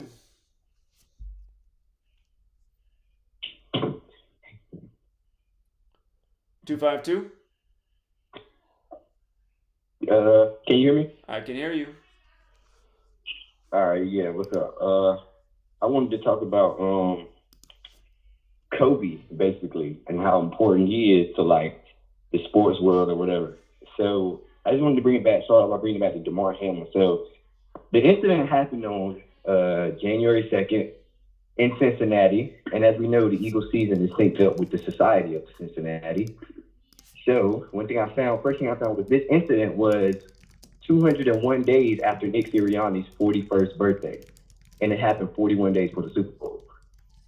And in Jewish gematria, third equals 201. Notice how it was 24 days before the third year of Kobe dying. Right. And like I said, as we know, Kobe died 3 years ago. This happened number 3. So notice this, and I know Rambo already got on the third degree ritual. I know that he did that really well, really great job on that. And so notice this was the day after the Eagles picked up their third loss to the Saints with 30 points on the board. And this was exactly 21 weeks after Hurt's birthday, like the incident on 2/1, and Kobe in the most pure 21. And so also, third degree has that gematria of 103 and 67. Hamlin, like the 103rd NFL season, and Hamlin has the gematria of 30, obviously, with the Eagles scoring 30 points against the Saints, and obviously, the NFC can pick up the 30 wins. So 67 is the 19th prime. That's why I brought that up. Eagles stayed on 19 wins versus the Saints all time on that day.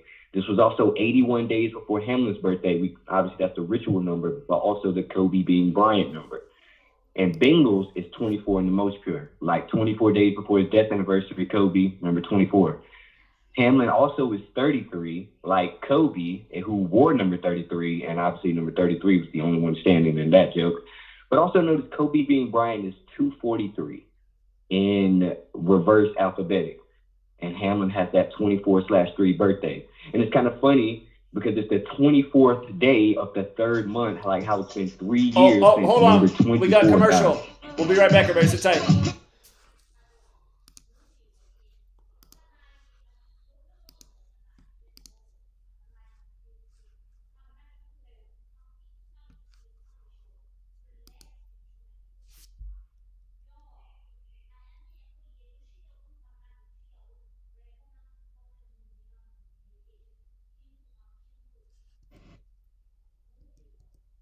There was a time when I used to make $60,000 a year.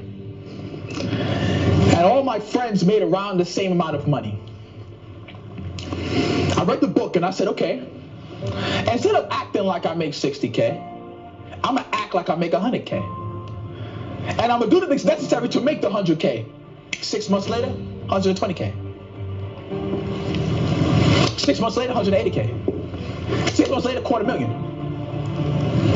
It changed the way I was thinking about things, and because I was thinking about things differently, I operated differently. I walked differently. I dressed differently. I talked differently. I got around different people because I was ready for success. I was thinking ahead. I was thinking positive, and I was dreaming big, dreaming of being this colossal sized influence in people's lives. And I'm on that journey now, piece by piece, day by day. The reviews for Extendivite are amazing. Here are some from Amazon. By Christine, great for heart palpitations. By Anne, before I started using this product, every afternoon my ankles and my hands would be swollen. That doesn't happen anymore. So if that part of their advertising is true, I have to assume that the rest of it is also. Not to mention that when I had my yearly blood test, only a few weeks after beginning to use this product, my cholesterol had dropped over 30 points. I'm going to continue to take it. By Croc, I love this product. It really works. By Brad, works great, thank you. Tell us your story. Get your Extendivite today.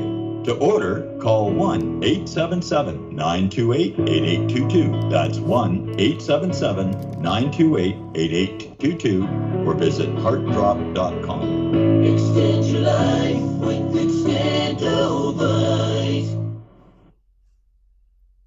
Travis Cook, America's Evil Genius, here to invite you to join us every Tuesday afternoon here on Truth Frequency Radio. No, on our show you will not see a bunch of three-piece suits or a cocktail party, and you certainly won't see a bunch of inside the Beltway banter. But you will see eye-gouging, crotch-kicking, no-holds-barred political discussion, the likes of which you won't see anywhere else in media. America's Evil Genius, We come to you every Tuesday from the outskirts of war-torn St. Louis, Missouri, where there's always a good race rider sex scandal just around the corner. Join us every Tuesday, 3 p.m. Eastern, 2 p.m. Central, and noon on the left coast right here on TFRLive.com. America's evil genius, Travis Cook, on TruthFrequencyRadio.com. Real people, real radio. Wherever you are, make it TFR. Truth Frequency Radio.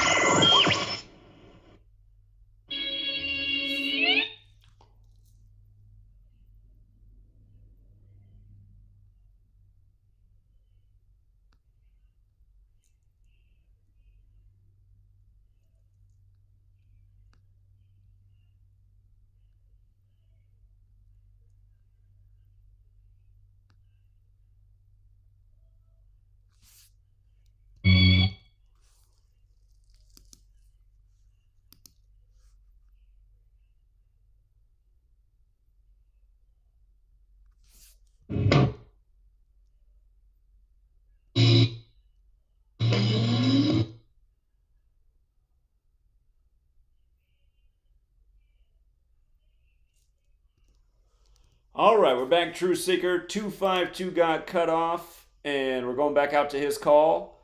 And for the guy in the chat who's begging to get on the show, again, it's a call-in show, and there's a call board, and there's a number right on the screen. So dial the phone number and get on the show. All right, what's up, 252? All right, can you hear me? Yeah. All right, so we're back. So so notice this is 81 days for Hamlin's birthday. That's the ritual number, also the Kobe Bryant number. So Bengals is 24 in reductions. Kobe 24, obviously. Like I said, notice it's 24 days for his birthday. And so Hamlin 33, like Kobe Bryant 3.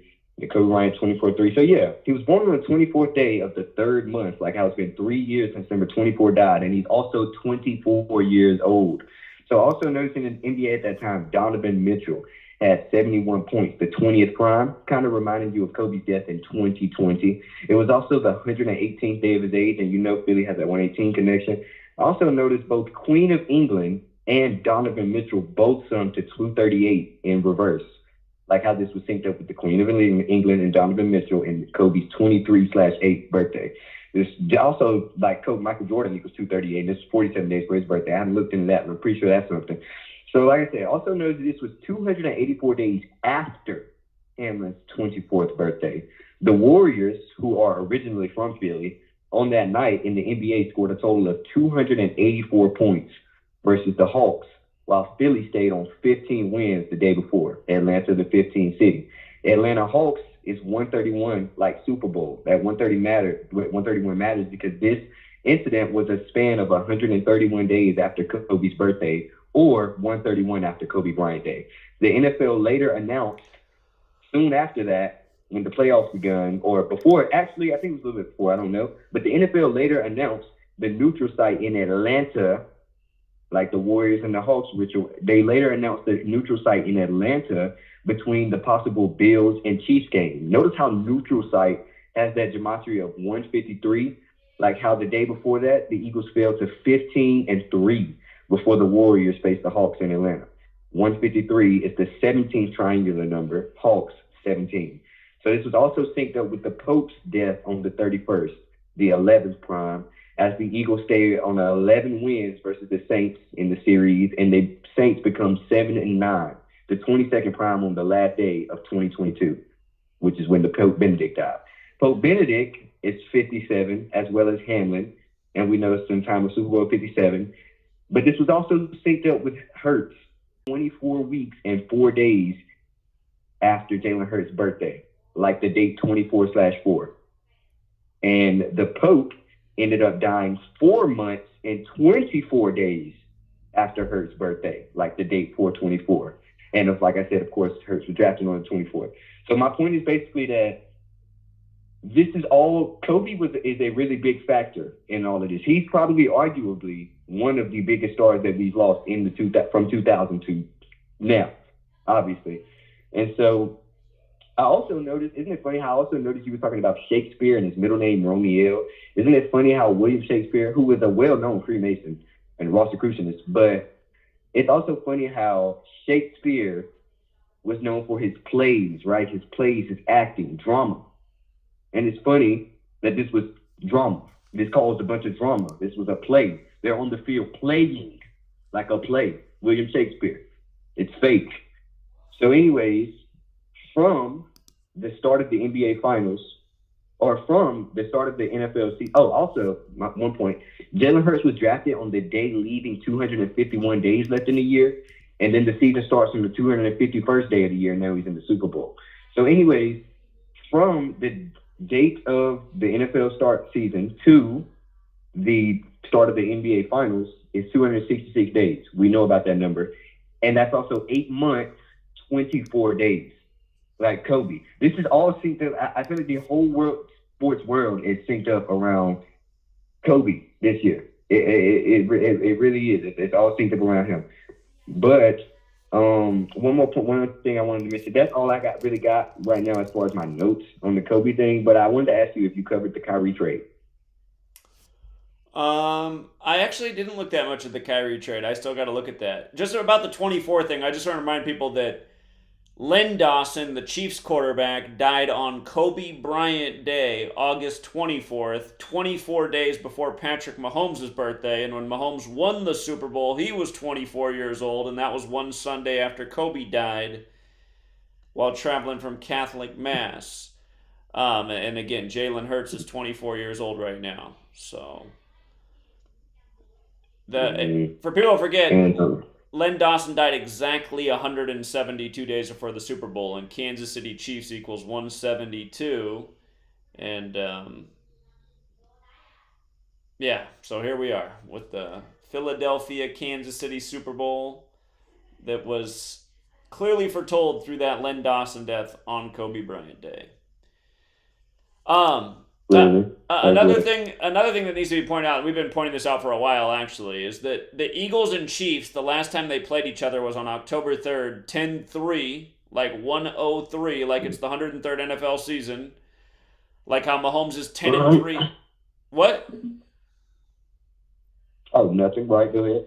Just like Mahomes goes into the Super Bowl right now, 10-3 in his playoff career, and he's the State Farm commercial guy, and State Farm equals 103 in the Super Bowls in State Farm Stadium. But also, the Eagles play in Lincoln Financial Field, which is 103. But look at the score the last time they played each other, 30-42. And in Gematria, slavery equals 30 and 42. And so do words like Tuskegee and the N-word and Huxtable and Malcolm X, and the list goes on. But again, now we have the first meeting of, and in the in the politically correct terminology, the first meeting of two African American quarterbacks. African American equals 71, and the Super Bowl is exactly 71 weeks after that last meeting. By the way, when Rambo was talking about Crump, the name Crump equals 71 as well. And again, the supposed beating was on the 7th day of the first month. And anyhow, sounds like you wanted to add something else in. Yeah, I just wanted to talk about what I had on the Kyrie trade. Okay. So obviously, this was probably the most racist trade I've ever witnessed in NBA history. I haven't been decoding for long. I've only been doing this for like 3 months. But well, I was gonna say you must not have been here for Ben Simmons trade last year. You must have missed the Ben Simmons trade. I don't think you can top Ben Simmons. We predicted why Ben Simmons would be traded on February 10th in the clear slave ritual, which is exactly what happened. But all right, tell me what you see in the Kyrie Irving one. Yeah, I haven't been here for long, but yeah. Speaking of Ben Simmons, he was traded on Ben Simmons' 201st day of his age. But anyway, so you remember the 111th day of the season? I don't know. You probably didn't talk much about that, but that was really, really synced up with the Cavs coach. This was really synced up around him. This was humongously synced up around him. This was the day before Kyrie got traded. So Kyrie goes to go play with number 77, Luka. He got signed to the Nets on 7-7. Timberwolves that night, I forgot who they were playing. I forgot who they were playing. It was Sunday. I forgot. But they improved to 20-12. That's the year he won Rookie of the Year. The Timberwolves matters because he debuted with the Nets against the Timberwolves on the day leaving 69 days left in the year. Kyrie Irving, 69. Cleveland Cavaliers, 69. Cavs coach born on the 69th day of the year. And so basically, he ended up breaking the record for points in the debut with 50. He gets traded on 50 date numerology. Nets is 50. It's on the 5th. Hold on. What I'm seeing is he got traded February 6th. Is that the same date you have? No, I thought he was traded on the 5th. You know, because I feel like that's what I heard too. That's what I thought. I thought I heard Sunday that he was traded. Maybe it went official on Sunday because I'm seeing everything's saying he was officially traded February 6th, which actually makes even more sense because that's the 112th day of the season and Brooklyn equals 112. But I know you're going with the day. Sunday was the day that the news was heard that he was getting traded to Dallas, and New York's the 111 location. But I guess either way they have it covered.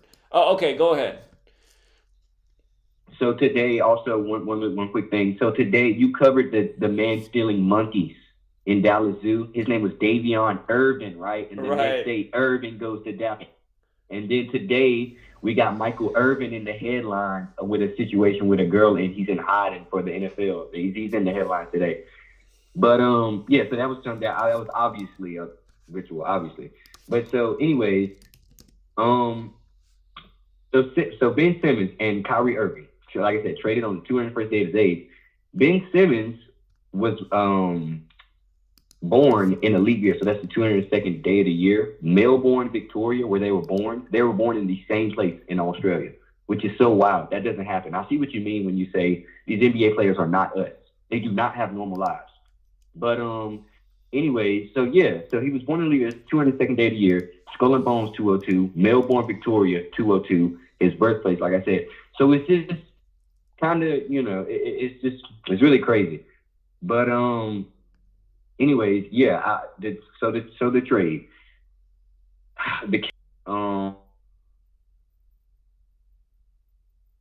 For his birthday. Hold on. Why is it doing that? Go ahead. Are you still there?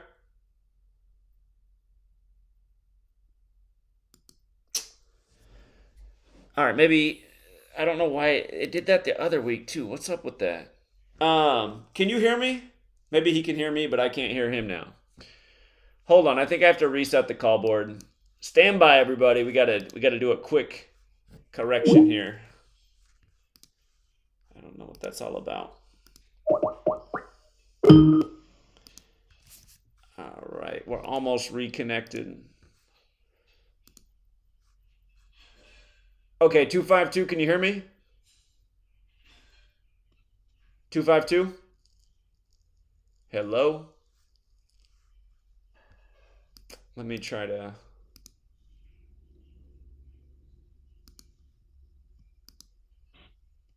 (252), can you hear me? Yeah, I can hear you. I don't know what happened. Yeah, it's something on this end, but it's fixed now. You're good. Go ahead. Okay, yeah. So, like I said, Black is 36 in Jewish Gematria, traded on the 36th day of the year. Kyrie, 32. Negro, 32. Slade is 14, got traded on 14 date numerology. Set Luca, who he got traded to, 7 plus 7, 14, of course. And so, Kyrie, 32, Negro, 32, he got traded on the 320th day of his age. And 11 is the 5th prime. That's why the Black man, Black is 11, that wears number 11, is traded on the 5th of the month. Slade is also 31. Kyrie is 31. That's the 11th prime. And also, he finished with 68 losses. Basketball 68, Kyrie 68. And yeah, obviously his name starts with the K. K is the 11th letter of the 11th letter of the alphabet. But yeah, so that was what I had on the day leading 213 days left of the year. The NBA Finals 213, and Tennessee's the 16th day. Obviously, you can write that date 1/6. But what I had on that, okay, so on the date of the Super Bowl, Memphis is really connected to Philly. We know this. We figured it out. But on the day of the Super Bowl, the Grizzlies played the Celtics, and that's who I suspect to be in the finals. But yeah, that the Grizzlies played the Celtics on the day of the Super Bowl, and it was something I can't really remember what I had on that. But yeah, they play on the day of the Super Bowl, which is really interesting because there's only 2 games on the Super Bowl. There's only 2 games. Grizzlies and Celtics are one of them. So I'm gonna look into that. But did Trae Young? So this is just my last thing. This is my last thing I'm going, then I'm gonna get off. So Trae Young, yesterday or the other day, I was looking at Trae Young's birthday. He was born on the same day that the Queen was buried, the 262nd day of the year, also daily 103 remaining, like the 1/3 season. But so Januarius of Benevento was a martyr and a saint of the Catholic Church. He was born on the Queen's birthday and died on the day she was buried. So the 111th day of the year, and then died on the 262nd day of the year. So talking about this with Trae Young and the Hawks, MLK, they said, who's from Atlanta, was born on the 15th day of the year, the 15th day of January. And when you write out, oh my God, this shit is all over the place. So January, same birthday as the Queen, died on the same day she was buried. From his birthday, from today, the day the Hawks played, who did they just play? The Hawks? Do you remember? Today? Yeah, who did they just play? Today? No, it was yesterday. It's escaping my mind right now. Was it Utah?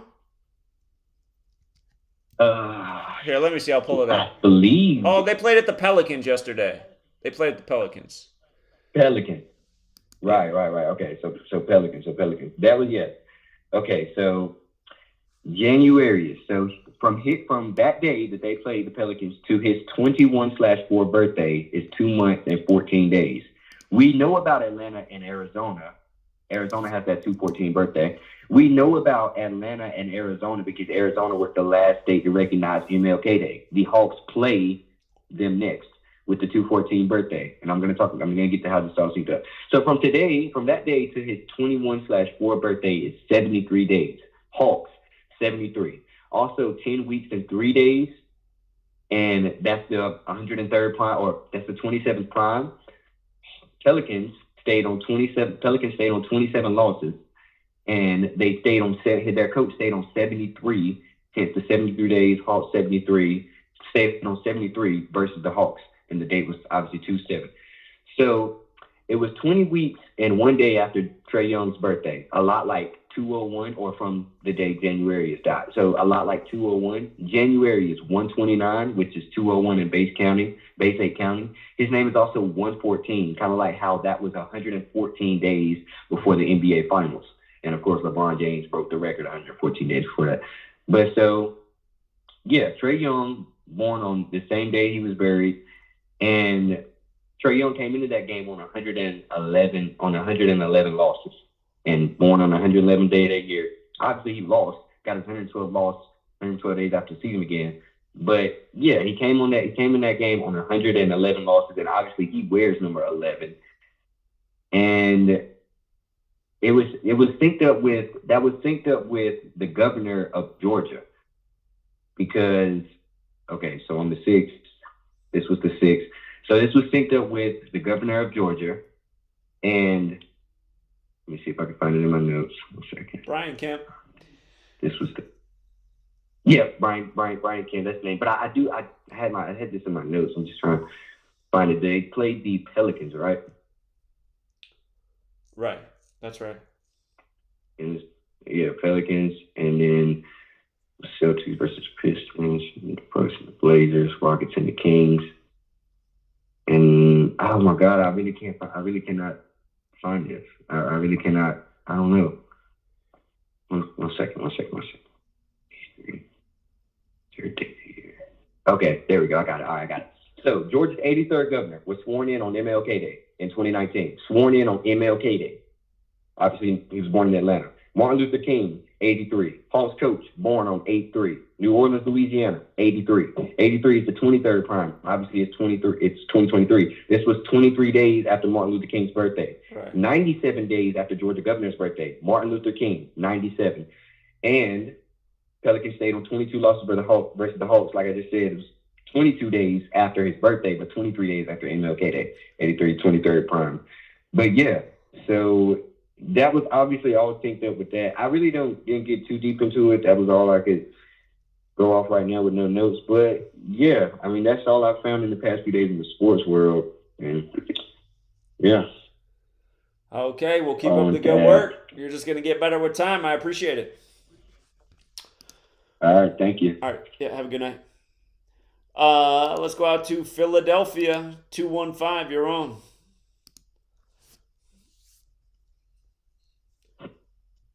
You hear me? I can hear you.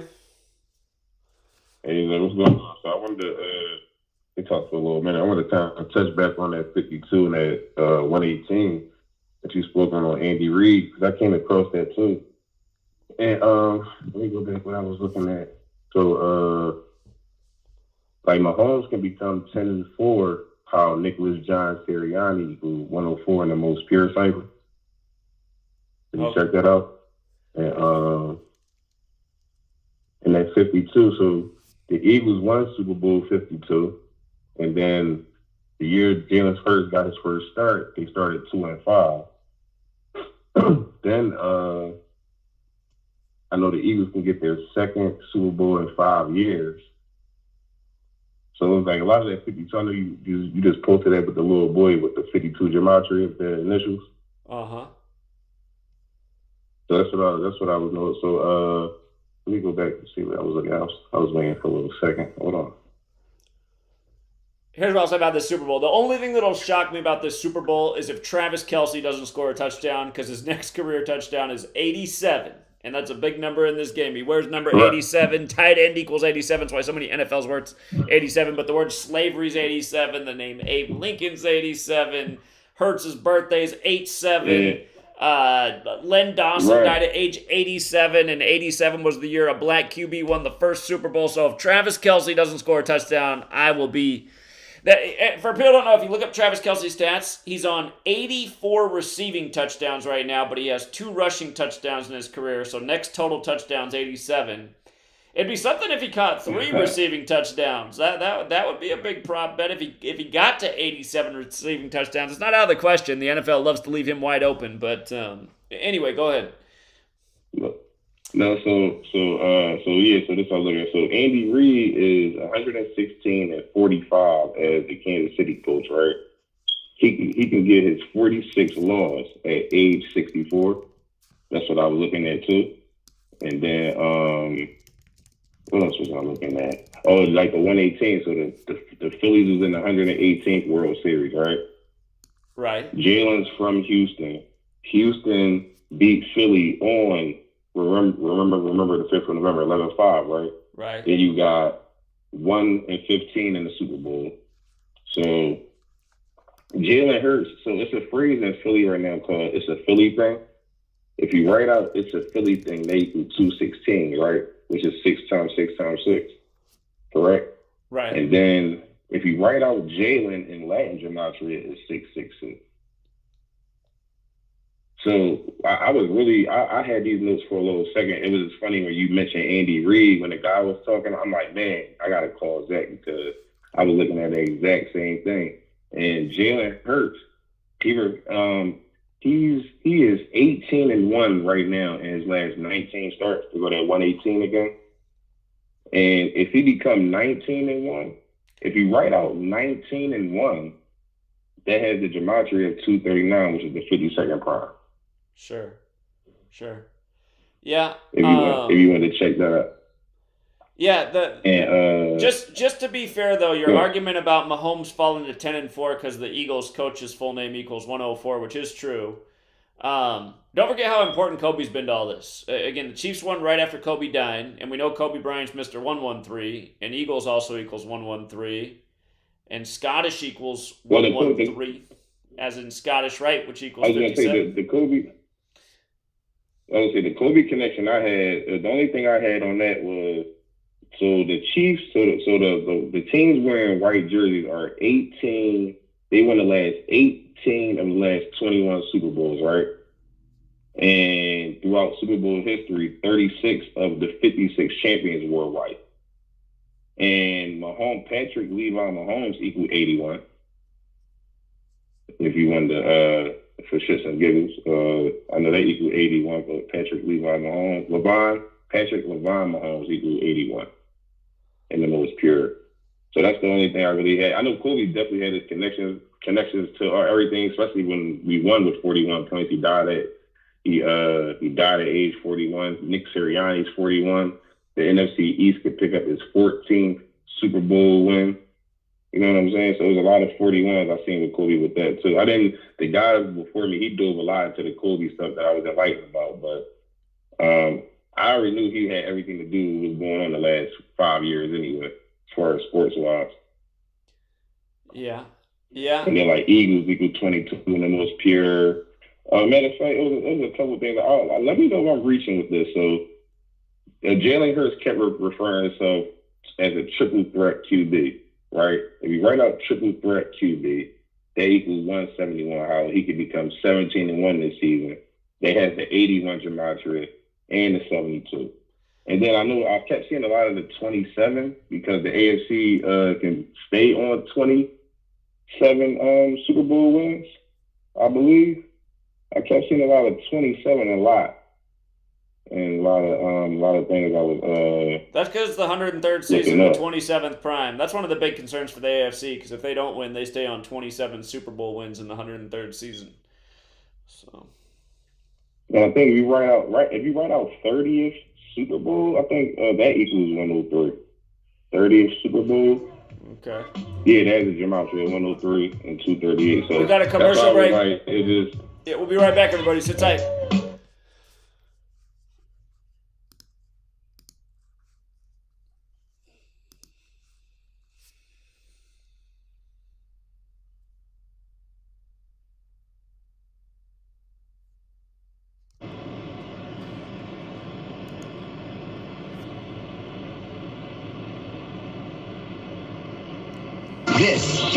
This is iHeartRadio. iHeartRadio. iHeartRadio makes you want to move. When you have a great melody, a song connects. Ever. Instantly connected. I love it when the beat goes. Did you know you can listen to Truth Frequency Radio on iHeartRadio? Just download the app to your smartphone, or smart TV and get the best of TFR wherever you are. iHeartRadio. I'll see you there.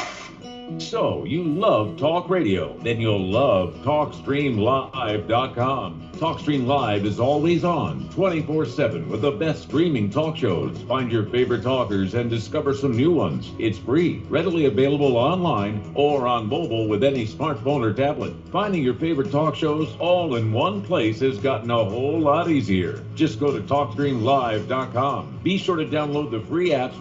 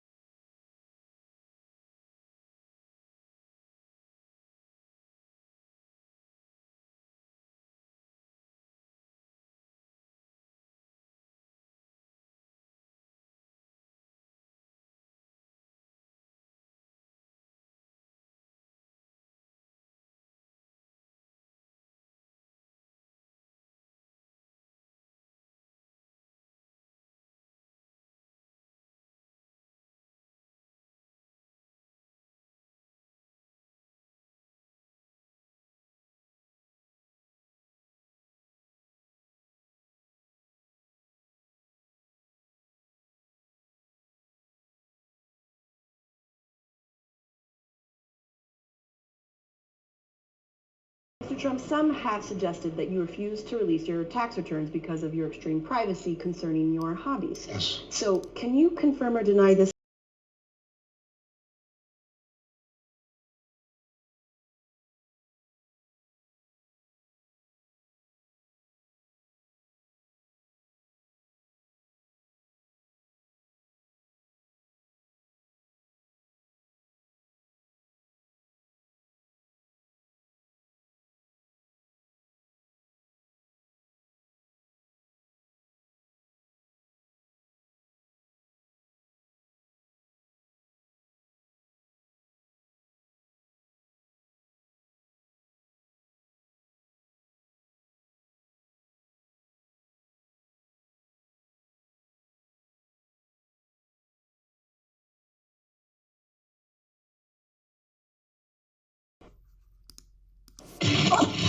This is the Truth Frequency Radio Network.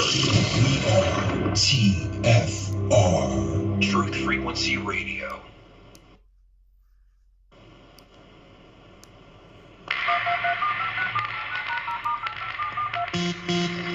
Condition orange. Condition orange. Situation delta in effect. Please enter your agent number now, followed by the hash key. We have to create culture. Don't watch TV. Don't read magazines. Don't even listen to NPR. Time comes when silence is betrayal. More for themselves and less for everybody else. But I'll tell you what they don't want. They don't want a population of citizens capable of critical thinking. They don't want well-informed, well-educated people capable of critical thinking. They're not interested in that. That doesn't help them. Think for yourself. Question authority.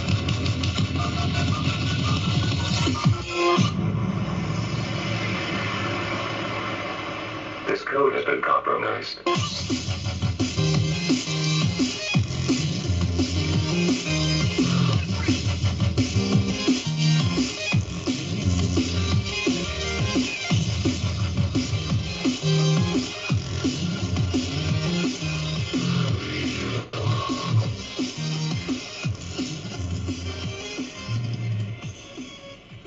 All right, we're back, True Seeker. The Philadelphia caller has all the decodes for the Eagles to win the Super Bowl.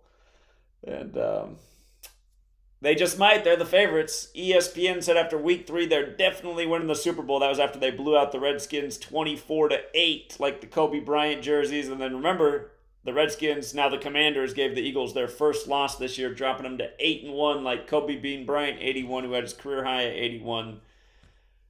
But yeah, here, I'll let him finish his thoughts. Before we do, somebody said in the chat, I wonder if any kids have ever died in connection to LeBron. We covered this last summer at LeBron's school that he opened. In its 201st week of being open, a 17-year-old died. And he died on the 153rd day of the year, which is the 17th triangular number. Should remind you of when LeBron went from Ohio, the 17th state, to LA on the first day of the 7th month before he won the Lakers their 17th championship in his 17th season. But initially it was reported that he had a $153 million deal, which again is the 17th triangular number. And then, strangely enough, the kid who was beaten to death is named Ethan Liming, has Gematria 59 like Akron, which is the 17th prime number. And he was killed the same day that Joe Biden was giving his speech on gun control after the school shooting. And you guys might recall Joe Biden's speech lasted 17 minutes. And he referenced the number 17 a bunch of times, including saying they'll mourn in Uvalde for 17 more days. And the Celtics won the finals, that was game 1 that day, on a 17-0 run at the end of the game. But they lost the series, staying on 17 championships. And it's a reminder that Joe Biden's Secret Service name is Celtic, and he died, or excuse me, he didn't die, not yet. But John Havlicek for the Celtics, number 17, died the day that Joe Biden announced he was running for president, and he died 17 days after his own birthday.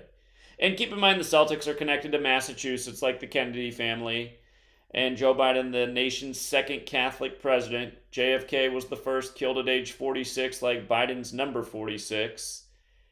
And Catholic does have that Gematria 46. And in the case of the child killed at LeBron's school, they said they found his body at 10:46 p.m. Again, the same day that Biden number 46 was given his address. And let's not forget that LeBron became 4-6 in NBA Finals in, again, the Lakers' 17th season, right before Biden won the election, becoming number 46. And the whole 17 thing also connects with Biden and the Kennedys, because Biden's birthday is 17 years after RFK's birthday, Bobby Kennedy. So, anyhow, all right, Philadelphia. What's up, Philadelphia? You want to finish your thought?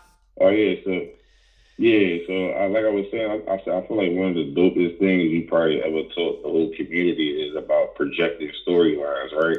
Right. And like, so I do a lot of that, like with, you know, as far as what you told me over the last 5-6 years. So when I wrote out 17 wins as a gematria of 57 in the most pure, like Super Bowl 57. Okay. And if you write Hurts won 17 games, the Eagles 1-1-3. Like Eagles 1-1-3 championship, 1-1-3. I mean, not championship, but championship is 1-3-1. But speaking of that, so Jalen on 129 on January 29th, they won the NFC Championship game, right? The very next day, he attended a basketball game to two schools he has no connection to, which is Syracuse and Virginia, right? So Virginia, ironically, came in at 16-3, and Syracuse was 13-9. So after the score was, so the final score was 67-62, right? Right. That's a combined score of 129. Am I lying? Let me know if I'm lying. Is that 129? 67-62? 67 to 62? Yes, that's 129, correct? Yeah, that's 129. Right, so Jalen Hurts attended that game. That was a combined score of 129. Virginia became 17-3, how I guess the Eagles could become, 17-3. And then Syracuse became 13-10, where you see that 1-3-1. Uh-huh. Right? And so that championship would be like 1-3-1, correct? Right. Championship equals 1-3-1. Right. And I just found that it was funny that he even went to that game. And then I know the Eagles are sitting on 25. Here we go, that 25 again, 52. They're sitting on 25 playoff wins, and they can get to 26 wins. Okay. I mean, I was just trying to figure out what was the significance of him going to that game. You know what I'm saying? I seen the numbers line. I'm like, oh. That's another big riddle for the Eagles to win. The last time the Eagles won the Super Bowl was the year it was all about the flag protests, and we don't have that going on this year. But what's amazing is if Jalen Hurts wins, he'll get his 26th career win where flag equals 26, and he'll become 14-6 at home because the NFC is the home team in the Super Bowl, and the flag's birthday is 14-6. So, yeah. And then there's like Super Bowl 57 MVP equals 113 in the most pure. Greatest Super Bowl game ever equals 113 in the most pure. Just like, there's a bunch of 113s going on over here. Like, it is everything 113, 113, 113. Anything that I'm looking up. Even, let me see,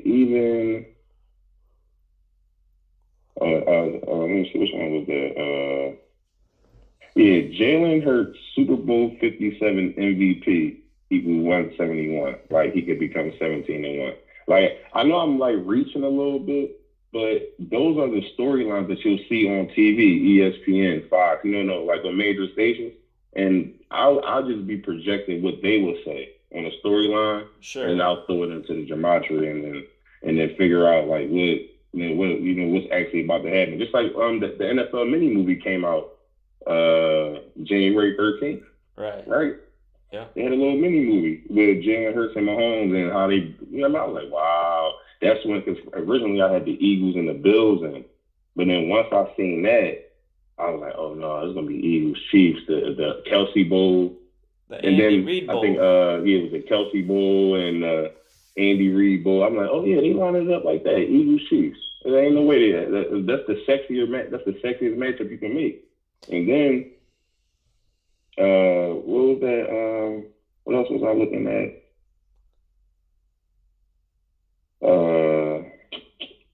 Well, here I'll tell you. I'll tell you the 171 thing that's so interesting. Again, if you add up all the Super Bowls that the Chiefs have been in, it adds up to 171, and that's the 18th triangular number. And Andy Reid was in the Super Bowl with the Eagles 18 years ago, Super Bowl 39. And then the Eagles won in 2018. They won the Super Bowl.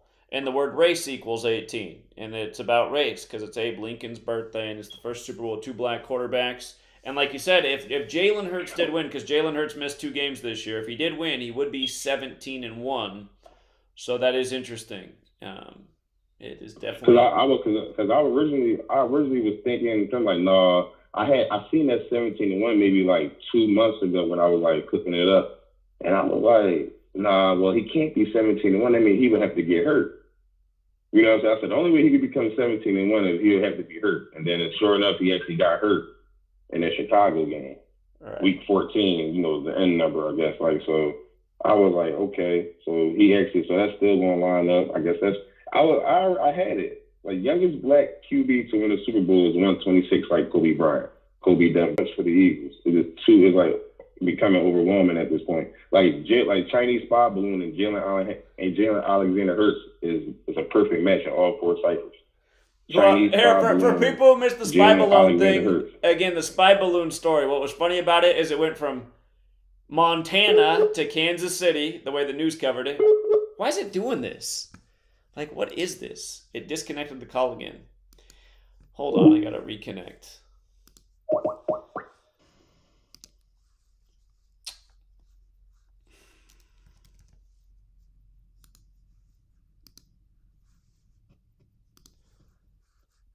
Okay. But anyway, I'm going to let somebody else get in because Philadelphia's been on for a long time, but it keeps disconnecting for some reason. But just the spy balloon thing. Now what? From Montana to Kansas City. Like Joe Montana went from the Niners to Kansas City. And keep in mind, San Francisco has the huge Chinatown. They say San Francisco has the largest Chinese population outside of China. And if you look into it, on the day that the balloon story began, February 2nd, on that day in history, a man who lived in Philadelphia, who ended up dying in Philadelphia, he set a record for the biggest skydive in history from a hot air balloon.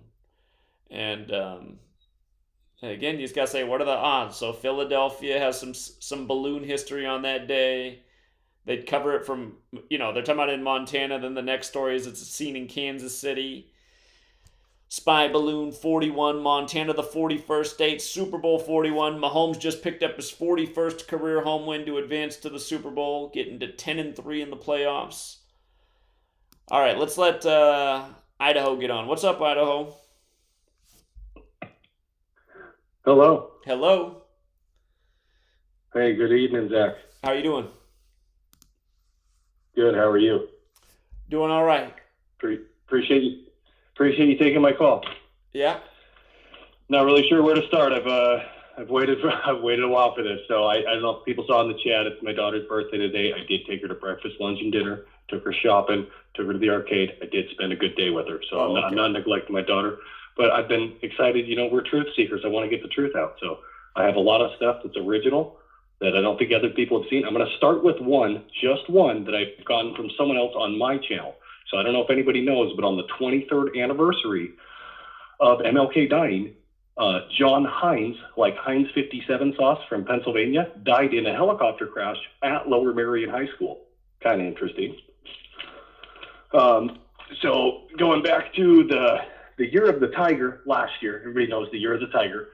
So the year of the Tigers were in the Super Bowl. Calvin and Hobbes. Hobb is an old name for the devil. Calvin Broadus performed at the Super Bowl. Tiger Woods lives in Jupiter, Florida. Jupiter, the king planet. Jupiter was at its closest position to the Earth on 26-9, which is a really anomalous calendar date because it's 26-9 and it's the 269th day. And in reverse, 962 is the country code of Jordan.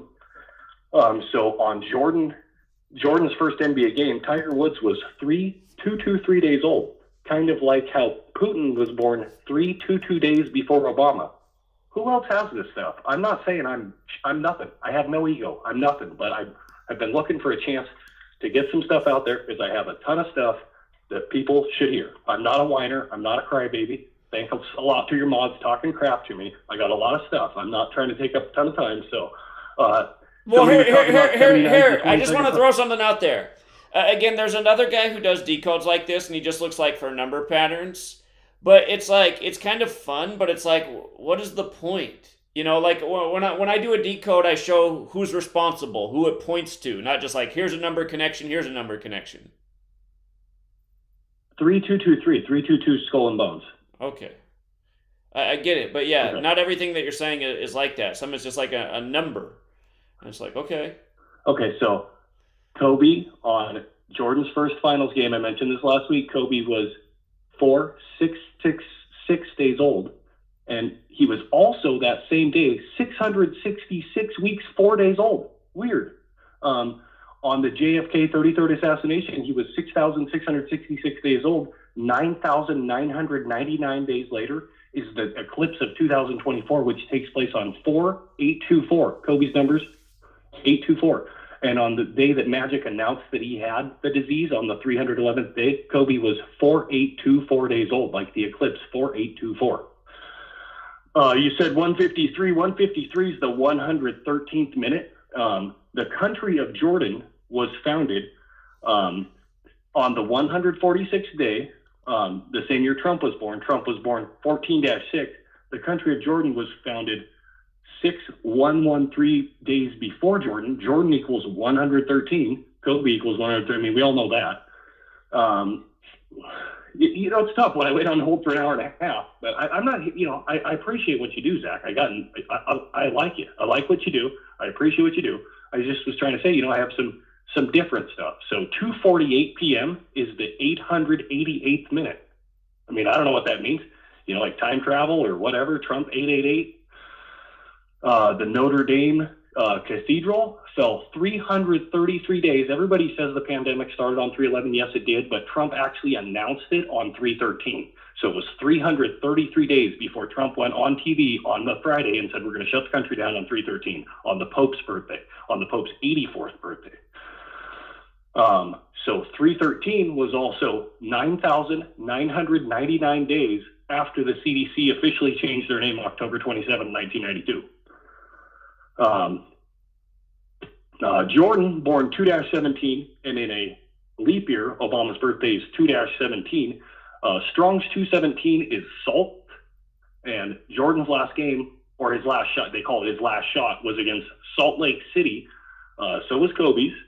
And yeah, I'm just, I'm pointing out just, wow, look, some of these different things. Bill Gates is born 2,017 days before Obama. Bin Laden born 2,170 days before Jordan. Kerry Mullis, the PCR test creator for this whole scam of everything that's happened the last couple of years, died 217 days before 3/11. 217 is the 137th minute, and 137 is the 133rd crime. What I'm trying to point you to is, it's false idol worship. Sports suck. Jordan sucks. I was a huge fan of him. He released his first shoe on the 322nd day of the year, 11/17, which we know is 11 times 17 is 187. It must have been a leap year. It must have been a leap year. Your whole show. I just, what year? Go back and forth with you. It must have been a leap year. What year did Jordan release his first shoe? Was in 1984. 84. Okay, the year he was drafted. On that day, Obama was 8,440 days old. Just like when Lady Gaga, who's the CDC spokesperson, was born, Jordan was 8,440 days old. On Kobe's first game, George Floyd was 8,440 days old. I was just talking 962 and the 26/9 with the Jupiter King planet. Well, from the founding of Turkey until Kobe's first game, 2,669 days. When Biden was 17th day in a leap year, 8-4. Yeah, like I said, I have so much more. I'm not just trying to just bombard you. I'd love to go back and forth with you. I'm not Rambo. Well, honestly, that's so when you call in every time, it is kind of like, it's like you are bombarding. You're just like giving a lot of numbers, big numbers bouncing all over. Like, I don't really retain any of it.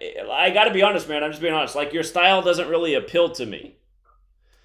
So I think some of it's interesting, but it'd be like, if it was like more concentrated. I appreciate you. Yeah, so, because it's just like, I'm like, well, what am I, like, this doesn't make me want to write down any of this or look into any of it, because it's just like, And a lot of times it's not that. It's like those patterns. I'm like, I'm not sure those mean anything. They could be coincidental. I mean, it's obvious. A lot of the stuff they do every day is simple, right? It's like LeBron, age 38, on the 38th day of the year. I just heard your last couple of calls, though, and the guys are like, here, let me check my notes, and they just ramble on and on. This is actually some decent stuff. How about from the day of Mickey Mouse until the like the Magic Kingdom until Magic's birth is 18777 days. Like 187? Right. I get 187, but then it's until the day that Magic announced that he had a fake virus was 248.59 days, and the 248th day is 5-9. You know? I don't know. Like all right, but here, all right. So let's compare something like that to something that I bring up all the time. Again, how does that compare with Donald Trump is at the World Economic Forum on the day coronavirus is confirmed in the U.S., and it just happens to be his 222nd day of his age when Wuhan coronavirus is 222. World Economic Forum's 222. I mean, like, that's easy to understand. Order out of chaos is 222. That they declare the pandemic 222 months after 9/11.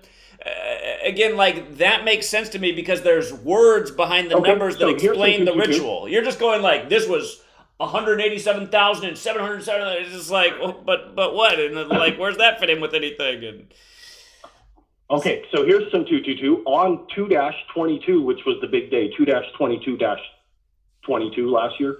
Obama, I was just talking about the 217s. He was 22-1-1-7 days old, and Boomer Esiason on the Super Bowl last year, just to prove my whole 217, because I have so much more with the 217. On the Super Bowl, he was their only other Super Bowl winning quarterback.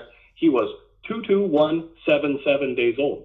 I mean, you'd have to see some of the other stuff that I do. So Rihanna's going to perform at the upcoming Super Bowl, and if you want to count the end date, it's 2-2-1-7 days old. That she was born before her 1776er that she dated, Joel Embiid.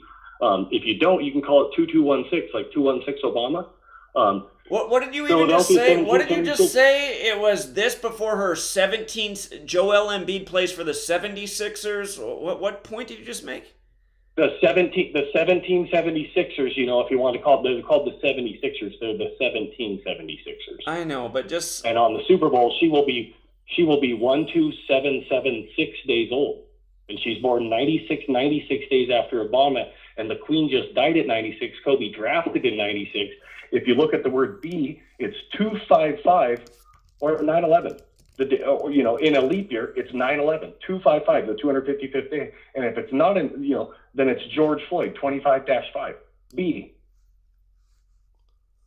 B is coming from a hive, the HIV hive mind, because Freddie Mercury died of HIV, and Magic contracted HIV, and the Queen died on 8-9-22 or HIV, the queen bee of a hive. You look puzzled. I'm kind of watching on my TV on mute as I'm talking to you too. I'm just here to be part of the truth community. It is a lot. Juana or whoever that I see is talking there, it is a lot. Well, like here, I'm just getting other people's feedback in the chat right now. Here's what I think you gotta do. I think you gotta slow down because you're talking so fast with all these numbers. I don't know who could possibly retain this. Like, here's somebody's opinion in the chat who I respect. Bali Go Backwards, who helps out with the community. He just helped his community win a bunch of money off the golf tournament this weekend. Nice work again, Bali.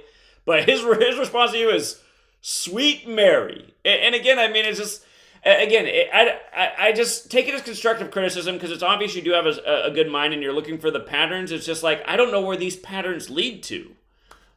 You know. Okay, let me do this one. Let me do this one slowly. Like I said, this is different than your last couple callers that were struggling for stuff. Here's one: Pat Tillman from Arizona. The Super Bowl is it going to be in Arizona? I think so. I don't remember. It is. It is. Pat Tillman's born the 311th day. We all know what that is.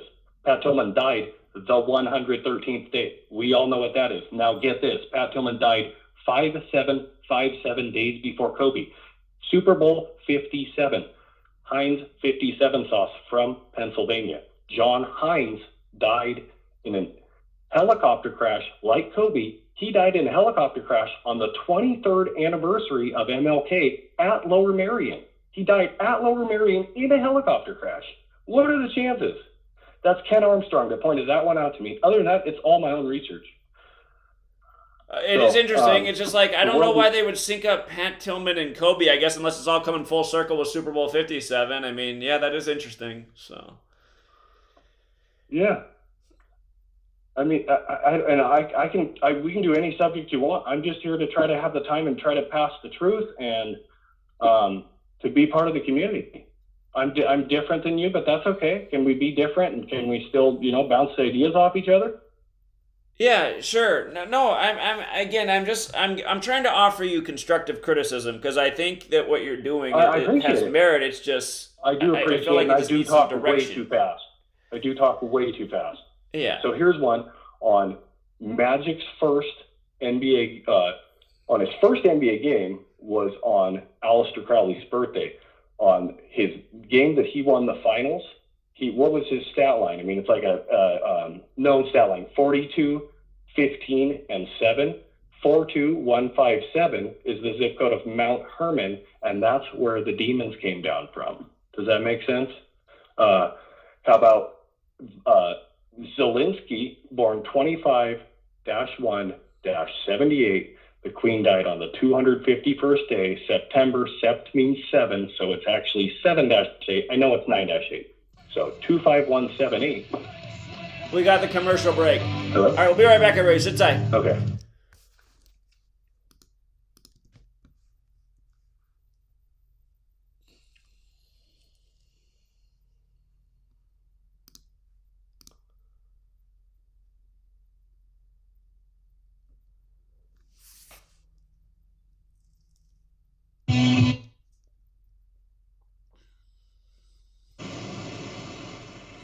You see, discipline is a result of having a reason to be disciplined.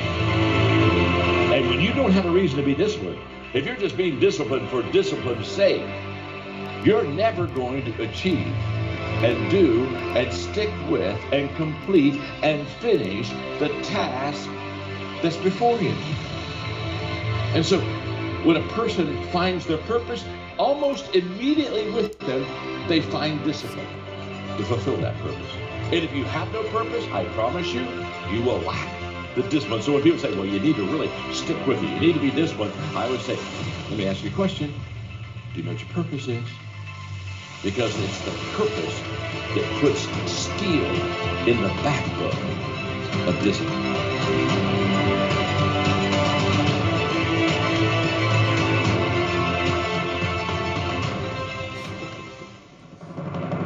Hey everyone, it's Chris Gio, founder of True Frequency Radio and host of Beyond the Veil. The mainstream media and establishment are running scared right now, and they've prominently featured TrueFrequencyRadio.com as number 89 on the federal government's hit list, also known as the fake news list, which is essentially a list of sites slated for censorship on Facebook, YouTube, Google, and other social media. Now is the time for you to get involved. Share your favorite TFR shows far and wide on forums and social media. Tell your friends and family about your favorite shows. If you're a business owner, get in touch with us to feature your product or service right here on TFR. And if you haven't done so already, become a TFR supporter now and get unlimited commercial-free downloads in high quality. Visit truthfrequencyradio.com/signup. Thank you for making TFR the leader in independent and uncensored talk radio. Truth Frequency Radio, your protection from deception.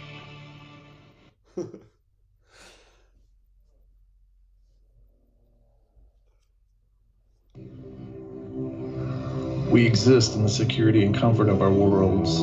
Paved paths, lights, and manicured lawns give us peace of mind that our world has been tamed, and we are its master. But other worlds exist on the edge of our sight. On the edge of our awareness, the shadows move. The woods fill with the unblinking eyes of the nightmares our ancestors warned us about. Some of us have stumbled into these forgotten realms, whether on purpose or completely by surprise.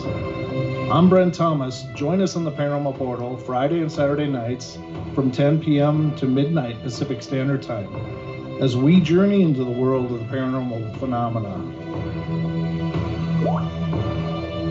Enter the Paranormal Portal if you dare.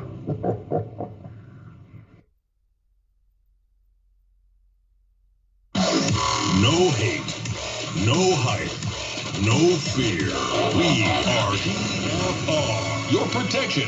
from deception.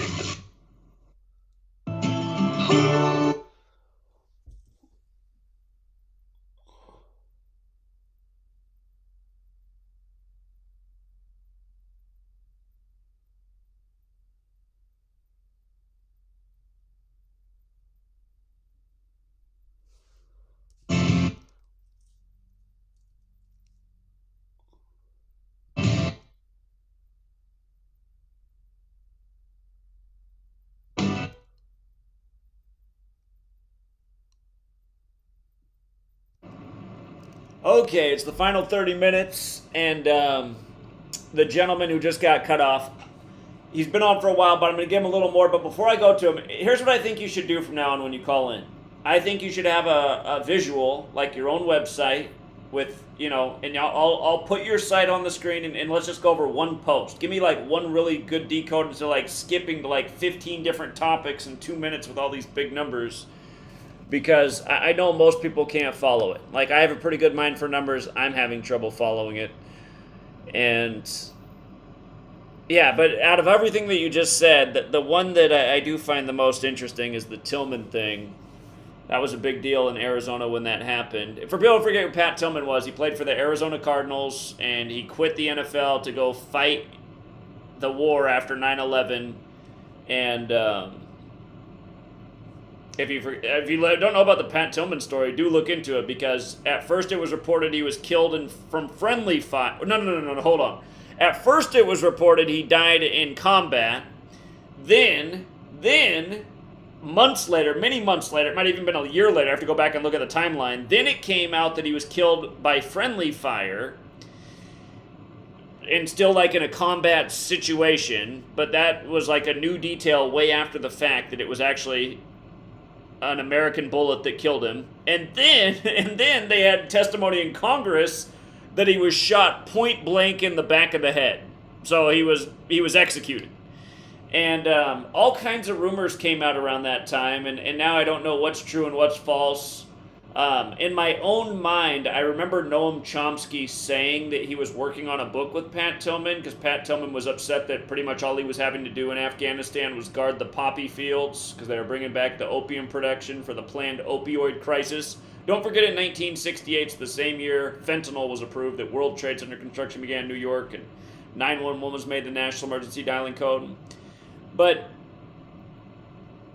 anyhow, Pat Tillman was unhappy about what he was doing over there. It wasn't what he thought it was going to be, as so many Americans have found out who've gone over there and served and have come back and have become homeless and suicidal.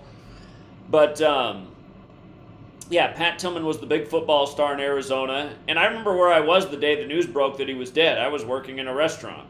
I was in Arizona when I was in college, and my job was serving in the restaurant, and it came over the news, and it was just like you could hear a pin drop. Everybody just became so silent when it was announced that Pat Tillman had died.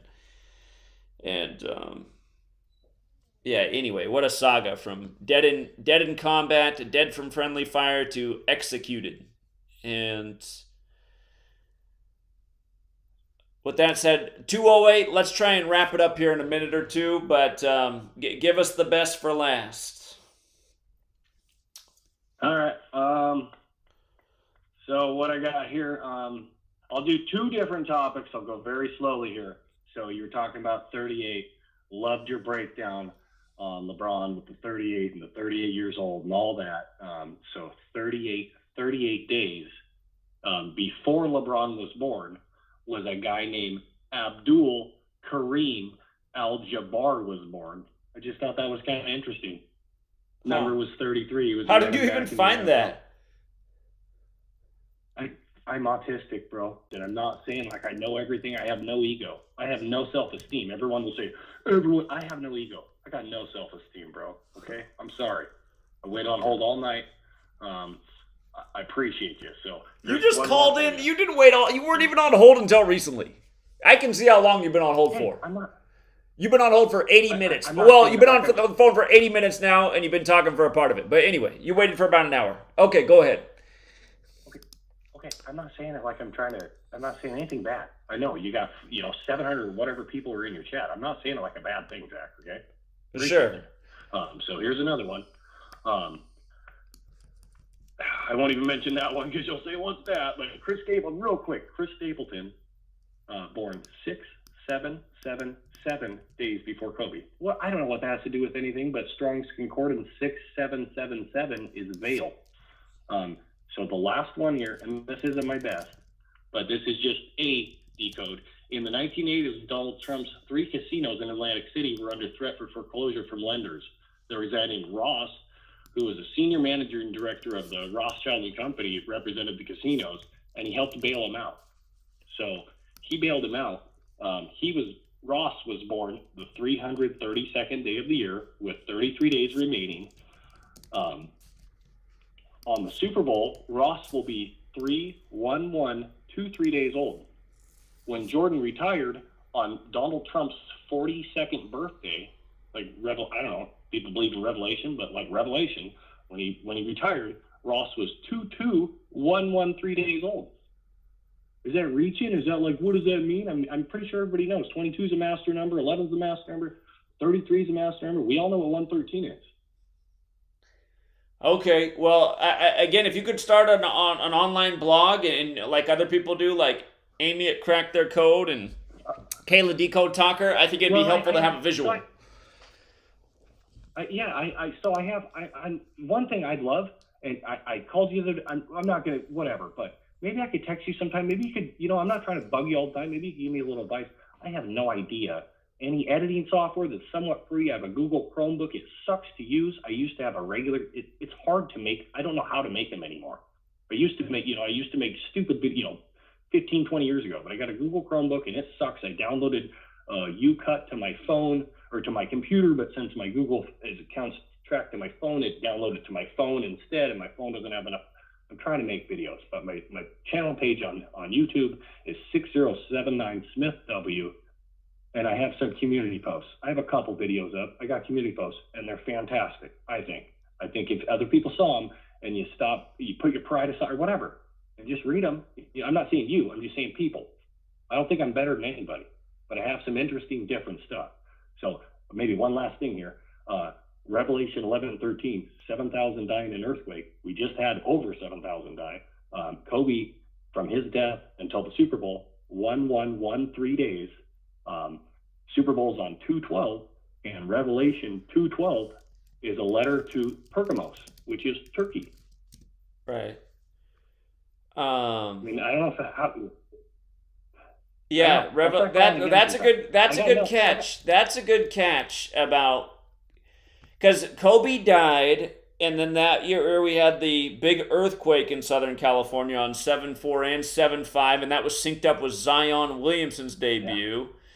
Yeah. And Revelation 11:13 is about the earthquake, and again, Philadelphia, Turkey. So that's a good catch. Something's going on with that.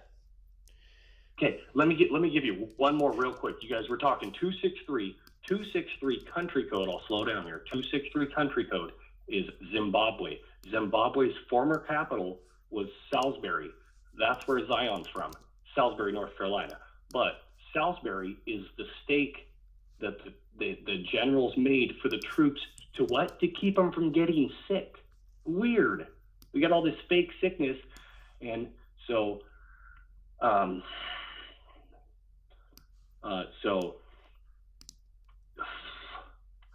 Zion, the former capital is Salisbury, and their motto was "They who sleep," like the movie They Live.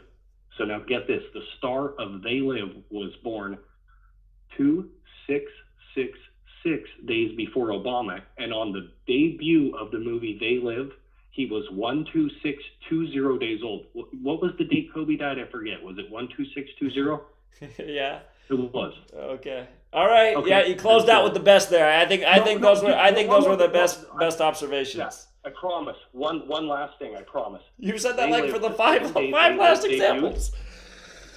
The same day They Live debuted was the first game for the Charlotte Hornets, and they played the Jazz.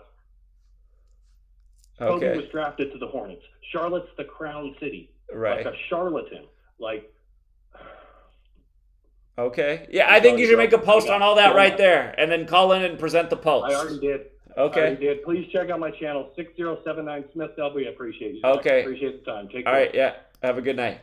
Okay. Yeah, I can tell he can be helpful. It's just like I feel like he just needs some guidance. But this is a great catch about Kobe's death. Here, I want to remind you guys about some things with 2020, Kobe's death, coronavirus. From Kobe's last birthday, August 23rd, to the day they declared the coronavirus pandemic was 201 days later. And again, the simulation for coronavirus was Event 201. And don't forget, they buried Kobe in Corona Del Mar, which equals coronavirus. Also equals COVID vaccine. And also, you had the China Lake earthquake in California. China Lake earthquake. And that was 201 days. Or God, the China that was 2019 actually. The China earthquake on 7/4 was 2019. Kobe died at the beginning of 2020. All those things are around the same time. But the China Lake earthquake was 201 days before the first case of coronavirus was confirmed in the US. Another 201. And remember, at Event 201, the coronavirus pandemic simulation, the only two CDCs that participated were the US CDC and the China CDC. So, and again, it was all revelation, right? Because January 21st was the day they confirmed coronavirus in the US, and Revelations 121, and a whole lot more to that. SiriusXM made channel 121 the coronavirus station. But okay, let me see. I think 610, are you next?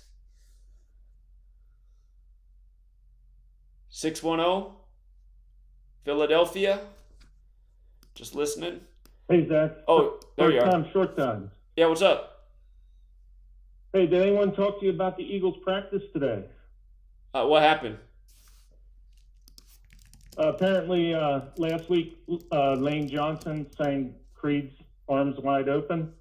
Okay. And then today he asked Coach Sirianni to play some more Creed music, and they played Creed, My Sacrifice. Huh. Okay. Creed. Okay. I got to think about why they're doing that. Did you ever thought about why? I mean, Creed was like, what, big in the early 2000s? Well, there's a little more than that. If you think of the Rocky movie franchise, Apollo Creed. Oh, yeah. Yeah. Okay. And Creed 3 is set to come out February right. 27th, 2/27. Okay. I haven't been doing this long, so maybe you and the listeners can help me figure that out. But during the Creed 3 trailer, just before the 1 minute mark, they say the Creed fighter, he runs into an old childhood friend, and they say, we were like brothers. Huh. Okay. So you get the brother versus brother narrative. Right. City of brotherly love. Okay. I'll have to look more to it. Before the 1 minute mark in the Creed 3 trailer. Okay. Good catch. All right. That's a reminder that the Will Smith movie Emancipation came out 65 days before the Super Bowl. Philadelphia equals 65. Rihanna's 65. The halftime performer just had the 65th Grammys. So I'll have to go back and revisit Rocky. All right. Appreciate that. Yep, that's all I got. Thanks, Zach. All right. Yeah, welcome. Have a good night. All right. Let's go out to Florida. 904. You're on.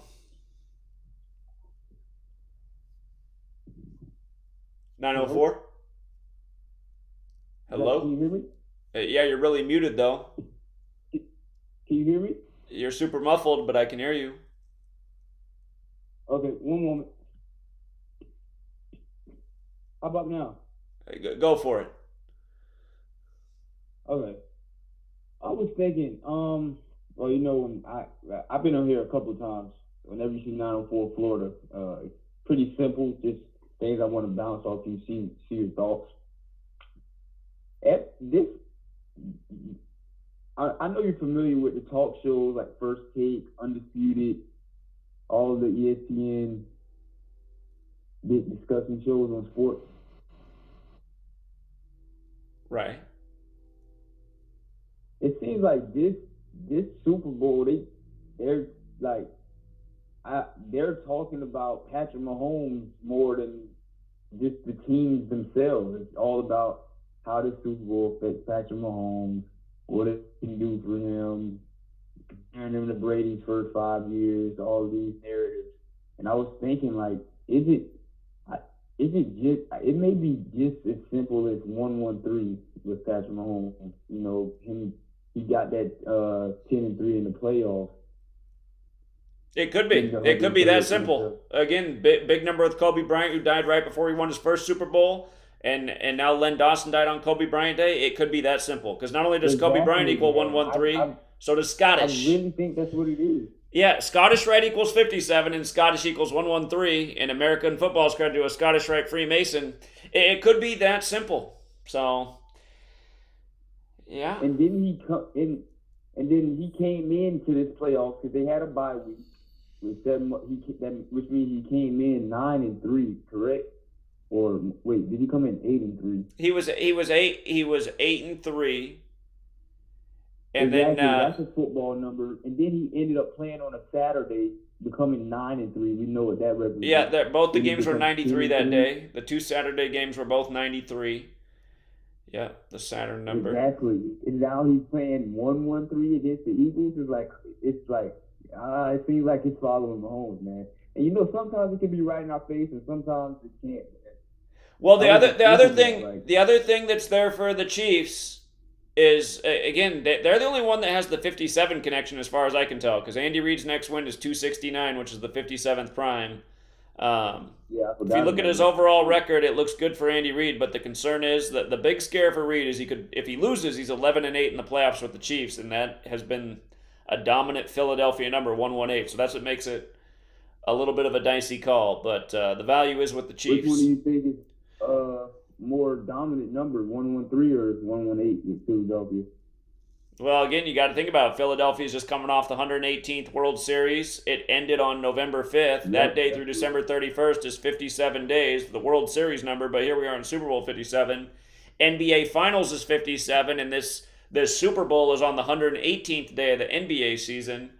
So, and we're talking about it being connected to Kobe, who's a basketball player. But yeah, the 1-1-3 thing, the 1-1-3 thing does really jump out to me. The thought you're having is actually the same thought I've been having. I was like, it could just be the old 1-1-3. They sure look at LeBron. LeBron just set the points record on the 113th day of the NBA season. So exactly. Okay, but yeah. Speaking of LeBron, last thing, very simple. I was ripped.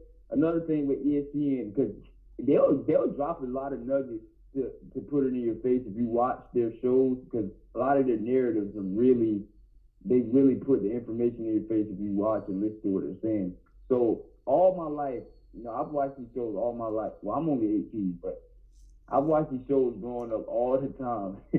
And I've always known that, because they always talk about LeBron. LeBron's, he has all these points, but he's not one of the greatest scorers ever. I mean, he has a great average. He averages 27 points per game. You always hear that 27 points per game with LeBron.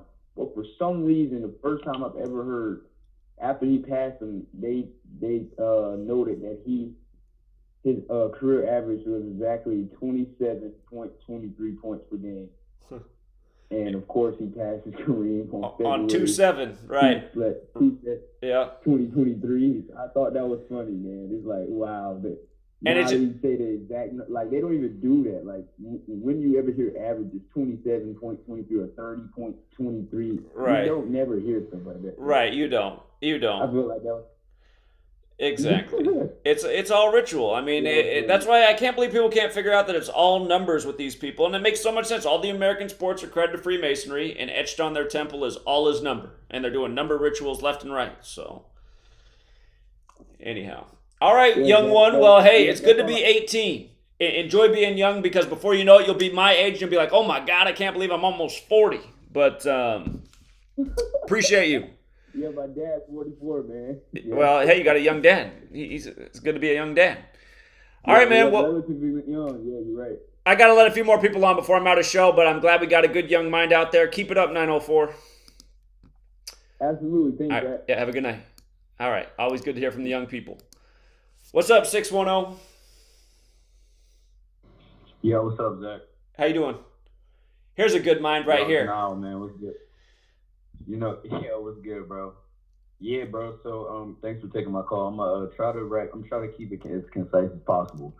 But anyway, I'm always studying the Philadelphia codes. But anyway, I called a few weeks ago during the DeMar Hamlin situation about the Eagles being a potential NFC representative for the Super Bowl, which obviously has come to fruition. But the specific narrative we all talked about it with the Lincoln narrative, but the other piece of this Lincoln narrative that I've been looking at are the American Indian Wars. And I was actually just reading a Wikipedia article. If you look at Wikipedia's page about the American Indian Wars, if you scroll down to the wars about the expansion to the west, the new frontiers they called it back then. They actually talk about from the 1850s, like the 1870s. So it would have been during Lincoln's term, that era. Arizona had the most casualties and the most battles for wars between Americans and native Indian people that lived in the Midwest and the West. And I was thinking about that with the Chiefs and the Eagles represented Lincoln, and also Lincoln fought in the Black Hawk War, right?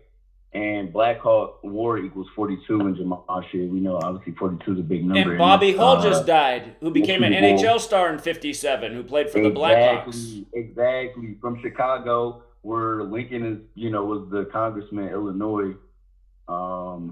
But that aspect of it, and then also, I don't know if you ever heard of the U.S. Dakota War, which was in Minnesota in 1862, which actually took place at the exact same time that Lincoln was signing the Emancipation Proclamation. So go on Wikipedia, any listener, and Zach, you can go in there too, or if you're on your own right now, go look up U.S. Dakota War, right? In 1862, Abraham Lincoln sanctioned the largest mass execution in U.S. history, where he executed 38 Dakota, I don't know how to pronounce this, Sious, but it's like an indigenous group that was in Minneapolis in the 1860s and probably even before that. But the Dakota Warriors was what they were called. Like, that was their faction. They hung 38 of them, right? In Gematria, in reverse reduction, Dakota equals 38, but obviously 38 is a death number. In the Super Bowl, both teams coming in 16-3, 163, 38 prime. Chiefs about to play in their 967th franchise game.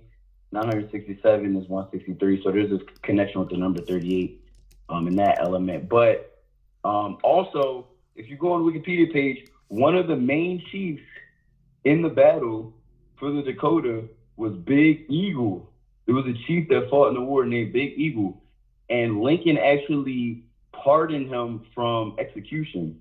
So they're originally gonna hang 39 Dakota, but one of them, I don't know if he was the one that got pardoned, but he did get pardoned though. But they ended up killing 38 of them. You got to pull it up right here. Go on Wikipedia and look up the article there because there's more information. But anyway, I've been looking at this narrative of it. I don't have like the exact numbers pulled up on my phone right now. I've been decoding it as well, and there's a lot of shit that like kind of connects with the the overall narrative of the game with the with the records and games played and all this kind of stuff with statistics. But just as far as the narrative goes, this is what I've been researching. Anybody out there, definitely knowledge up on this shit, because this is these are the narratives we always look at. Regardless of the outcome of the game, I still think these historical elements are going to be in the narrative of the game, just based on the parties involved. Obviously, Abe Lincoln, he fought in the Black Hawk War. He sanctioned the Dakota War during the Emancipation Proclamation. The Black Hawk War was in 1863, which was the same year that Skull and Bones was founded. So it would have been all these things would have been taking place simultaneously. Also, Zach, if you go on, I don't know if you're still on your browser, but if you go to the Wikipedia page, the generals, so I'm gonna pull it up on my phone. The generals, because I'm on the Gematria calculator as well. The generals, it was like the governor and the generals. There's a dude. So hold up, I gotta pull up. On the American side, you had Alexander Ramsey, who I think was the governor at the time of Minneapolis, or I guess it was Minnesota. I'm sorry, the state of Minnesota. He was the governor of Minnesota during this war, the Dakota War. His birthday is September 8th, which we know is the start date of the NFL season this year. Then you have Henry Hastings Sibley, who was a congressional representative in Minnesota during this war. His birthday is February 20th, which this year actually is going to be President's Day, and which is also Rihanna's birthday. And then you have 20/2, which is like 202, another Skull and Bones reference. Then you have John Pope, whose birthday was March 16th, which is date, 16-3, kind of going back to what I was talking about earlier, with, both teams coming in 16-3. So, I mean, there's a few things here. I decoded some of it. I'll have to come back and pull up the numbers, but I'm just putting this information out there as far as things that people can research and use as kind of like groundwork for, the gematria and also just like the narrative elements of, the media that we kind of are decoding. Okay. But I'm not going to take up too much more time. Yeah, great research. Very interesting. I appreciate it. Yeah, definitely research this, Zach. I'll send you some stuff. I'll email you some of the things that I've been, some of the numbers that I connected. But yeah, definitely take heed to some of this stuff. I think it'll be interesting to use. All right. Appreciate it, friend. You have a good night. Yeah, no problem, bro. All right, take care. Man, I forgot to go back to our guy. 347. We're about out of the show. I'm sorry, man. I forgot to go back to you. Hey, you want to call me back on the 509 number? Call me back on the 509 number. I'll call you back on the 509. Yeah, we'll be right back, everybody. Overtime on YouTube. I just got to open up the 509 before he dials it. Okay, it's open. I forgot to go back to New York.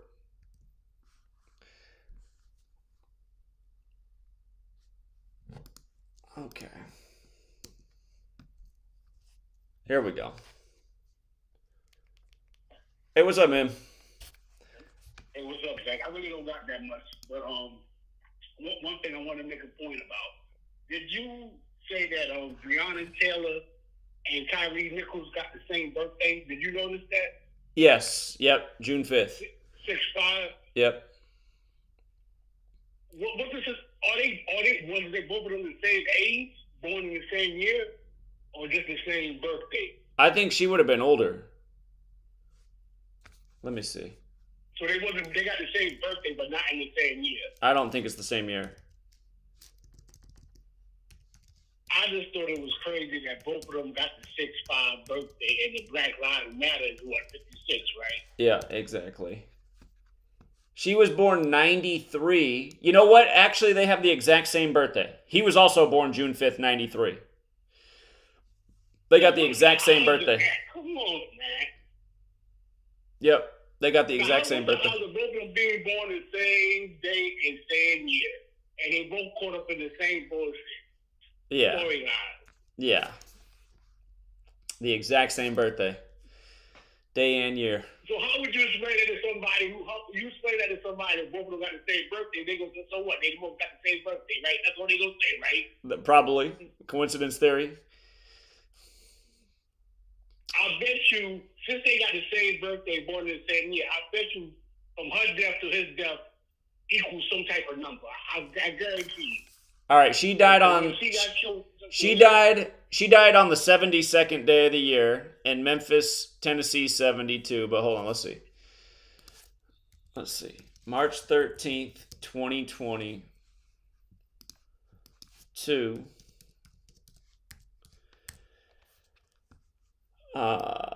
He died January 10th, 2023. So not quite 3 years later. 1,033 days, 147 weeks and 4 days, 33 months and 28 days, 2 years, 9 months, 28 days. The 1,033 just reminds me of 133, government number. 2 years, 9 months is like how they both would have been 29. Black 29, 33 months, 28 days. We already know about 33. 147 weeks. That's a conspiracy Freemason number, and so is 33. But yeah, what are the odds that they have the? I did notice. I should have looked and seen her year. That was a good thought to check the actual year, because I noticed right away he had the same birthday as Breonna Taylor. But yeah, born on the exact same day. Both of them born in 93. That's Saturn number. And important number because, the founder of Black History Month died on the 93rd day of the year. Carter G. Woodson. Black History Month equals 93. Malcolm X, Martin Luther King Jr., they both have the 93. Again, he's dead in Memphis where MLK was killed. So. And then you said Tyree Nichols he was born in Sacramento. And you said that Tyree Nichols was born in Sacramento. And Rodney King was born in Sacramento too, right? And this guy's stepfather's name is Rodney. Oh, his stepfather's name is yeah, he was at the State of the Union last night.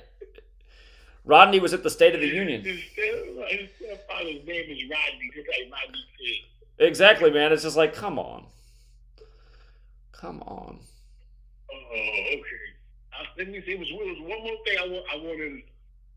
Oh yeah, you might. This might not mean nothing, but I just saw this on CNN. They had a story about Mary Scott, the one that the Queen Elizabeth I that locked up. They said that they found 53 love letters that they decoded or some shit like that. Okay, I'll have to look into that one. I don't know if that means anything, but I just thought it was curious that they would bring that up. Yeah, that's curious. Okay. So that's all I had. The only thing I wanted to ask you about was Tyree Nichols and Breonna Taylor having the same birthday and both of them being born in the same year. Yeah, that's too much of a coincidence. That they overlook that. Hey, they don't want to see it. They don't want to see the connection. Right. Yeah, that's a great observation. I appreciate that. Okay, all right, Zach. All right, have a good night. All right, you too. All right, take care. Okay. All right, I'm glad we got him in. Yeah, I often have to go back to his call after 11 because he wasn't there when I first went to him, and then I think my mind got all boggled after a million numbers guy, and I forgot to go back. Let me say thank you to the super chatters. You guys donated $51.97 tonight. I appreciate it. Thank you. There was a podcast today that probably generated about, I can't even tell you, it probably generated $5,000 in super chats. Conservative estimate. And the beginning of the podcast began by making fun of Gematria, and I just thought, how could something like this be getting this kind of funding? I don't know who's calling. 402? Hey, what's up, Zach? Can you hear me? Yeah, what's going on? Hey, I just have a couple questions. I don't necessarily have a decode.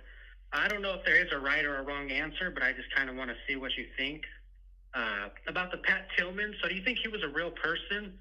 Or, a Manchurian? I haven't done that much research on Pat Tillman, but perhaps I'll look into it. So. Right on. And then I guess one thing I do want to bring up is, Terry Rozier, the NBA player. Uh-huh. I think he plays for Charlotte, whatever. He has a big 317 tattooed on the back of his head. And I was watching him play yesterday, and I was like, wow, that's weird. Who gets a big 317 tattooed on the back of their head, I just thought that was strange, and I don't know if that's like a, they owned him. That's like a marking, a symbol of, you're owned, something like that. Maybe, I don't know. But I just thought that was weird, so I want to, just bring that out there. Might strike, somebody listening might hear it and take it and run with it, so.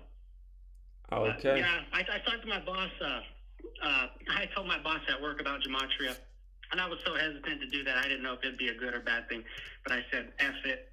I told my boss about Gematria, and surprisingly, he went home and he's like, me and my wife checked this out, and I think you're onto something here, so. Indeed, very cool. Yeah. Well, thanks for spreading the word. I appreciate that. Yeah, dude. Yeah, I just want to call in, man. I know you've been online for a couple hours already, so I'll let you go, but take care, Zach. All right, appreciate it. Thank you. Yep. All right, have a good night. Here, I'll look at Pat Tillman real quick right now. Shout out to C. Lee. You know what's weird is on the... I don't know where the extra donation is because it doesn't show up. There's less donations it shows in the window I can see than there is supposedly what it says on the window. Based on what I can see, there's only $40 in donations here. But thank you, King Sosa. Thank you, Snake Eater 75. Thank you, Divine Lion. Thank you, Rest in Gematria. Thank you, John Mendoza. Thank you, Road Chicken. And thank you, Jaybird. And what's up, DK? Hey, Zach, are you still doing the Pat Tillman, or let me see it? Oh, no, I'm live. Yeah, so you're still on the Pat Tillman right now. I was just about to do it. I haven't gotten to it yet. But yeah, just go ahead. Whatever's on your mind. I keep going on the Pat Tillman because, didn't he? I mean, there's video of him playing in NFL games, right? So he was a real person. Yeah, he definitely. I mean, he was an NFL player. I think what he said is he a Manchurian. He just means is he like one of us, or is he just another one of these guys born and bred to be? So. I mean, I was thinking more like, I mean, Tillman, Jewish, so, probably could just take him out of the public eye in a fake story based on him, Speaking of 113, he was killed on the 113th day of 2004, a leap year. And again, his story was super dishonest. 113 is the number of deception from the Talmud. That's where the root of 113 is. But, yeah, again, for people who don't know the Pat Tillman story, it just kept changing as time went on. And then it eventually boiled down to he was assassinated. So. Assassinated for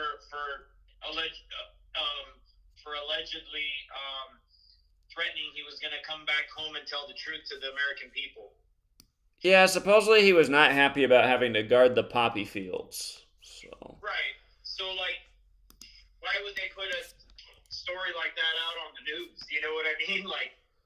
It doesn't make any sense unless they're doing it on purpose for disclosure, because that's something they would keep from being on the news, right? Like, hey, this guy was basically assassinated by the military industrial complex inner working, or inner core, whoever's running it, because he didn't like what he was being told to do and what the American army was being told to do, and the only way that would be on there is if it was a play. I mean, it's got to be. Yeah, my internet just completely disconnected for a second, but it came back. That was weird. Did YouTube cut you out? I think we're still connected, but it probably dropped out for a minute because. You want me to check for you? Hold on, let me go on my other thing. The chat's still going, so I think we're still here. Yeah, it says live. Okay. I don't have any notes today, but kind of just have some comments. It'll be more like, I guess, water cooler talk or whatever. One thing I was thinking of, okay, for performers, mostly actors, but, any entertainer, and before, everybody was on a stage, whether it was, they didn't have movies, so you go see a play, it was on a stage, and then a singer would perform on stage, so everything was on a stage. And what do we say to performers when they're going out instead of good luck? Break a leg. Why would you tell somebody, hey, go out there and get fucking injured? So yeah, it is. The only reason it could be is because, okay, if you're an entertainer or an actor, right, you're being put out there to act, and if you do well, it means you were believable. People weren't like, oh, that was Tom Hanks. They really thought, okay, he's this military guy, and you forget for a second it's Tom Hanks or whoever it is, right? That's the sign of a good actor. You forget that it's actually some guy you totally know who's not some superhero, or he doesn't have AIDS or any of this shit that he's playing in the movie, really. But for a moment there, you forget that's what good acting is, right? Sure. So if you go out and you're believable and people believe you, then you succeeded. So if you act like you just killed the president, then you jump off where the balcony was sitting at, and then you land on the stage and break your leg, then that was a super successful performance, right? Maybe breaking the leg wasn't even supposed to be part of it, but it just ended up being part of it. And then forever now in history, if you're a believable actor, if you're going to go out there and succeed, we're just going to cheer you on, say, yeah, man, go out there and break a leg like John Wilkes Booth, Sure. Yeah, it's interesting. Oh, man. And then, you were mentioning about I listened to that Mark Passio and Max Egan thing after you mentioned it, and you know what? I'm going to say it's got to be more than 50-50 that Mark is talking about you right there, because he purposely doesn't want to mention your name to draw any attention to you, but like just the way he's saying it and the way he's explaining it, it really does sound like he's talking about you there. Well, he's just gone on rants in the past about, boy, what, you think you know numbers, boy? Like, and I was like, he's got to be talking about me. What the hell? I mean, what's wrong with this guy? I mean, you're really, at this point, or probably, I don't even know, probably throughout, you're probably one of the only ones that, like, you know, has any kind of platform that's called him out, because everybody else kind of just kisses his ass. So, like, there's no way he doesn't know. You know what I'm saying? There's no way he doesn't know. And I don't know if anybody else is really, like, kind of on him about, you know, stuff that he hasn't really answered, you know, like, what has he really done? And you know, why not come out and, you know, come out to some of these events where it's just, like, boots on the ground instead of just having your own presentation and then putting it on YouTube later and saying, here, donate to me. So, yeah, here, just as we're talking about Pat Tillman too, I want to bring this up. From the day that we invaded Afghanistan to the day Pat Tillman died was the 929th day of the invasion. That's an Old Testament number. There's 929 chapters in the Old Testament, but in Jewish gematria, United States of America equals 929. And then just the regular way, which is the normal ciphers, United States equals 40, so does US, and so does Old Testament, and that's the number Pat Tillman wore in the NFL, 40. So I always make this relationship with 40 and 929. He died on the 929th day of the invasion. I need to figure out what day he quit the NFL and what day he got deployed to Afghanistan. But here, go ahead. I'm looking at the Tillman stuff in the background. 929, I just think when 929, that I see that as 911. You know, 2 plus 9 is 11. It is similar, yeah. So, yeah, and I thought, I don't know if that guy's a regular caller, but that sounds very trollish to me. The guy that was just doing all kinds of numbers, like, I don't know, a while ago. I'm a little backed up. I haven't listened to the whole show, but that guy was on for like 10 minutes just rattling off numbers, and this is this, and then just all kinds of unrelated things that could have numbers that are associated, but there's no actual, like, relation between those two people or events or whatever. It's just like, I don't know. Is that a regular caller? In recent weeks, he's become very active. He looked up my number online. He's been calling me a lot when I'm not on the air. So, yeah, I mean, for somebody with no, what did he say? He has no ego and no, I forgot the other word he used. It's funny that he wanted to stay on so long, having no, you know, no self. What did he say? No sense of self-worth, or what did he say? I forgot what he said. Something weird. Yeah. I hear you. And then when you were talking about, I said this a long time ago, like when like Nowitzki came out, Nowitzki, another Jewish name like Trotsky and Zbigniew Brzezinski. And anyway, so when Nowitzki came out, I'm like, here's another tall, long, blonde-haired dude who could shoot. You know, this is obviously the new Larry Bird. You know, right? And then, I mean, you know, it was. Even people who have no idea about anything could make that comparison. And the way he was kind of like in slow motion with the fadeaway from like above, you know, from above and behind his head or whatever. And, you know, now you can see that Luka is the new Nowitzki. You know, it's pretty obvious, plays for the same team too.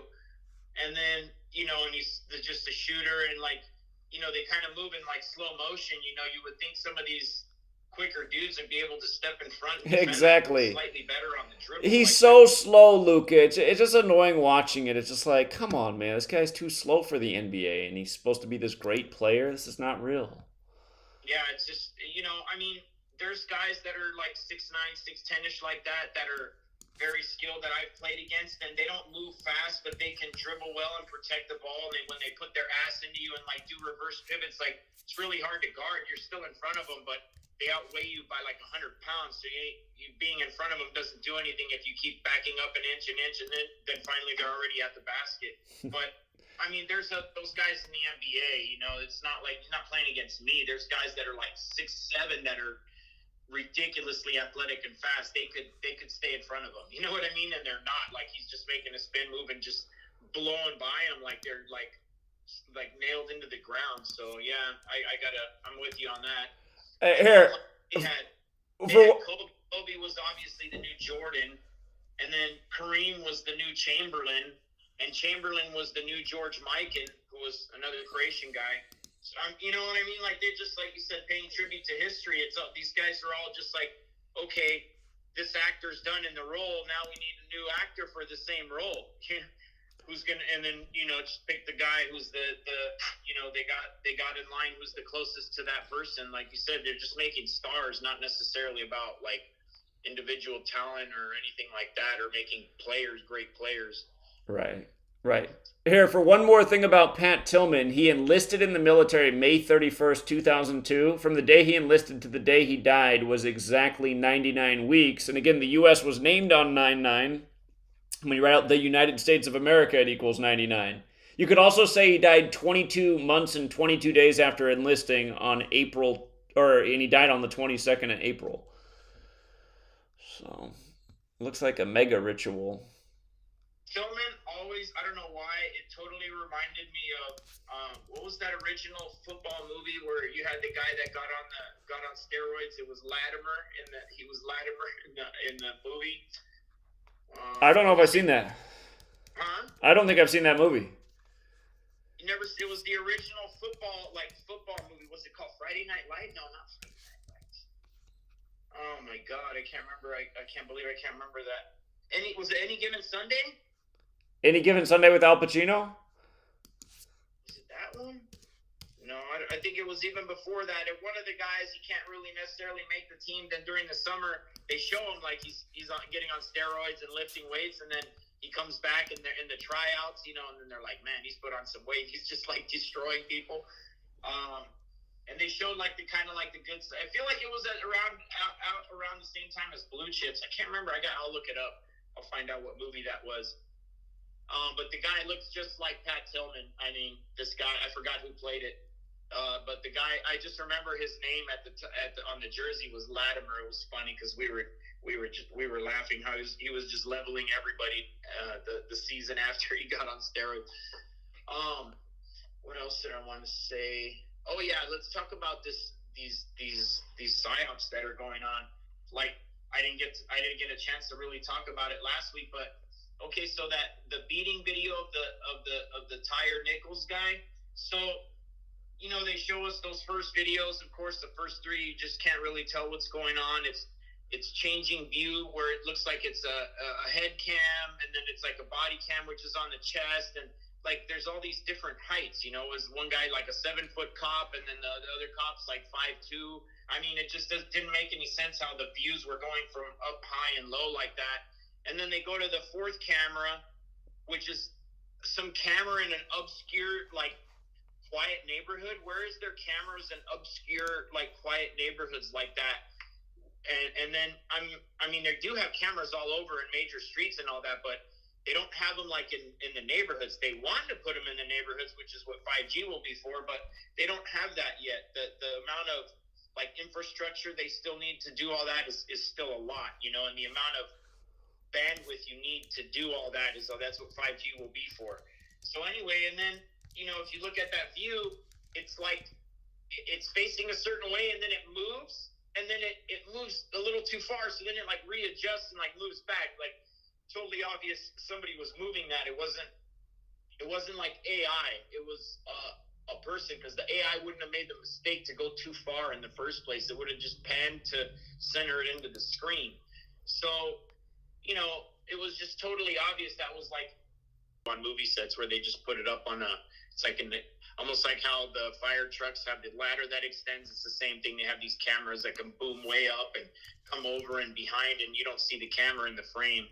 Even on like commercials that you would think are kind of meaningless, they use sweet equipment like this, because I've been on set. So, yeah, that could have been anything. And then, of course, that's being used to advertise. We're going to need surveillance system even in the obscure quiet neighborhoods now, you know. And of course, you know, nobody's coming outside, and you know, no cars passing down the street and all that at a time when, you know, it would probably be some activity. So I think that was just a total like advertising for the 5G surveillance system, you know, from ground level, not like satellite based where they're like looking down at us like an enemy of the state, but literally just on the telephone poles everywhere. You like can't go anywhere. Literally, like how and they live. They were saying, you know, the there's something coming off all the telephone pole, all the light poles that's keeping everybody, you know, in a trance, and then they had to go take out channel 54 or whatever. Right. So I think that's what this whole thing was all about. And then, you know, a sideshow of it will be to push the racist card or whatever, you know, whatever they're going to, whichever way they're going to take it for that. But I think the majority of that psyop was to push this surveillance and, you know, in every nook and cranny of where people live. And then moving over to the what looks like absolutely fake earthquake in Turkey. So like when you see actual damage from an actual earthquake, you know, there's buildings don't come down into their own footprint like demolition style. They fall in weird ways, like maybe only the first and second floor, or like ground floor and first floor will crumble, and then all the other floors are still intact, but they come down and they're like crooked a little bit, and only one side of a building will come off, like some balconies and, you know, parts that were not as stable as other parts of the building, portions of buildings. But then all the stuff that I saw, it just like all kinds of buildings there, and then just one out of the middle of all of them just comes straight down into its own footprint. All the other ones like totally undamaged. Like, yeah, I was looking at it. It could be the way they're built too. I mean, some might not have any steel. They just might be, you know, concrete buildings. So right next to each other, looking the same. Like they look like they were built in the same era. You know, that's like it. Yeah, no, I don't. I was trying to figure it out too. I was like, it is weird how some just fall down, and then but it looked like a lot of things were destroyed though. Yeah, right. The Matrix did a compilation video of like all the buildings collapsed. A ton of buildings fell. Yeah, I gotta see this. That on his channel, I'll go take a look at that because I'm like, are they? When is this footage for? Where is this from? Is this from like Beirut bombings and shit? What is this shit? Well, what's funny is they compared it to the Beirut explosion, and both of those things are big 84s. But yeah. You know, I mean, that could literally be anywhere in the Middle East or whatever. A lot of that like, after World War II communist housing looks the same like that. They're all like mid-rise buildings, 4, 5, 6 story. We have them in Croatia too, all over. They built them all after World War II, all over the place over there to push everybody into the cities. That's how they got everybody off the land after World War II. And we got jobs for you. How can you have jobs? What do you mean you have jobs for everybody else? What the fuck are they gonna do?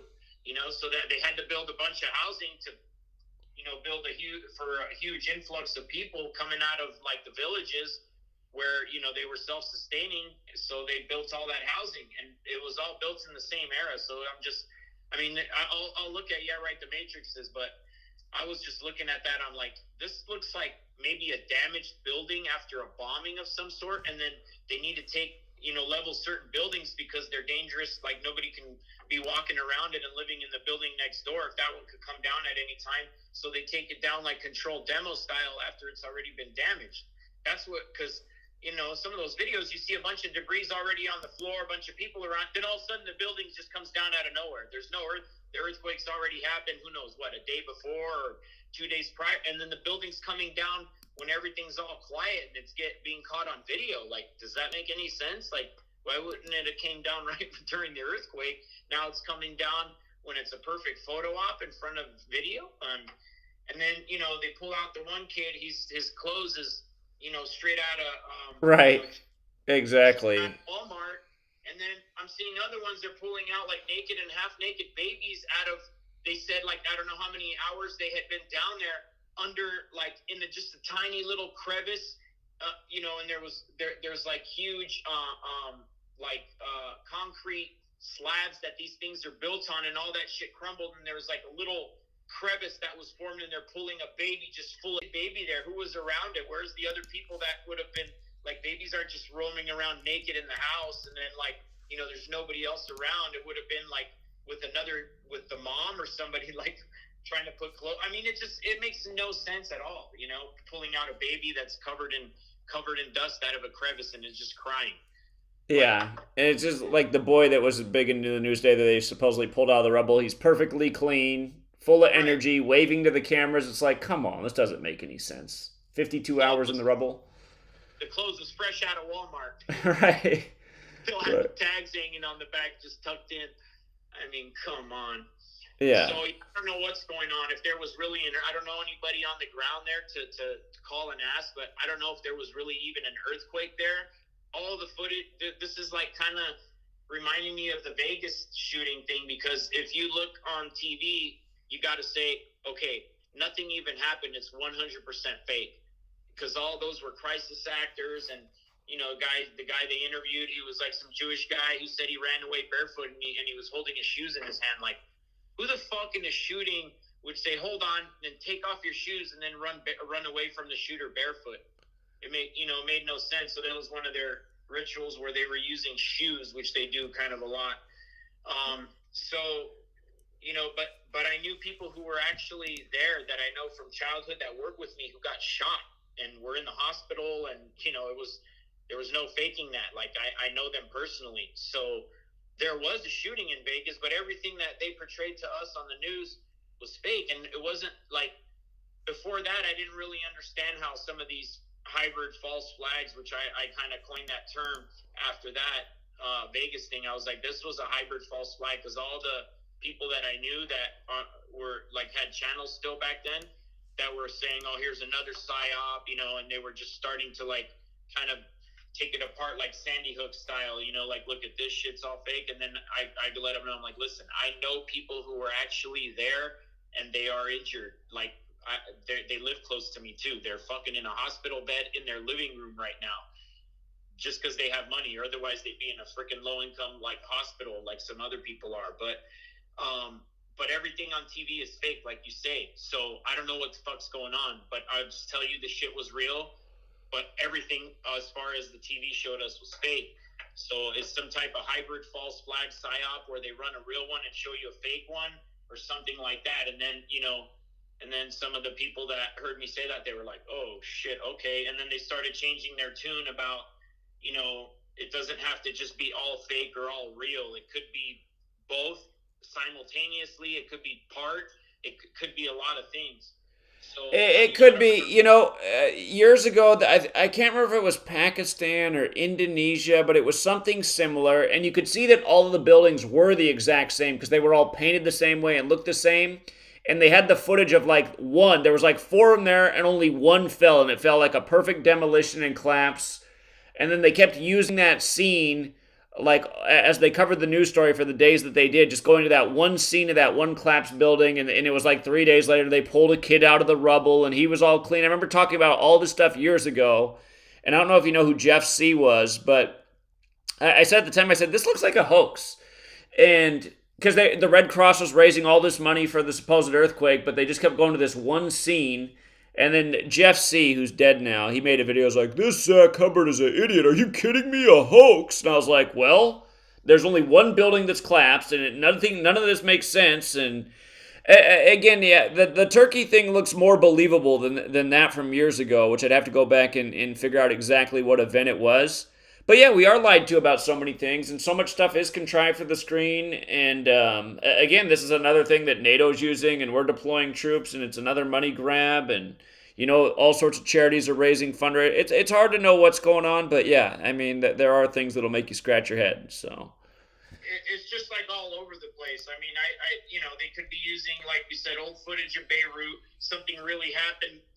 Something did really happen, but they're showing us old footage of something else, telling us a third thing. And like, you know what I'm saying? It's just like so hard to put together which part of it is actually real. And, I mean, I've concluded that all the footage we see on the news about anything, no matter what it is always fake, regardless if a real event happened. Like, they'll never just show us the real event or even show it. Because if they did, it'd be like people's camera, phone, cell phone footage from the scene that were there, like somebody that was just a bystander, but we never see that. It's always like, oh, we got a cell phone camera footage. It just happens to be some Jewish guy who works for a big media company. Right. I mean, come on, What about the other 100 or so people that on any given minute of the day would have been walking through? What about their cell phone videos, Yeah, I hear you. And then I kind of mentioned this before. I think I mentioned this before on your show, but you guys were talking about like Solomon's Temple and about the tire and and the building of the Solomon's Temple and the King Hiram and all this stuff. And I think we still have to keep in mind that the whole thing could be totally allegorical as far as the Solomon's Temple thing. Is it even a real place? Is it actual real building?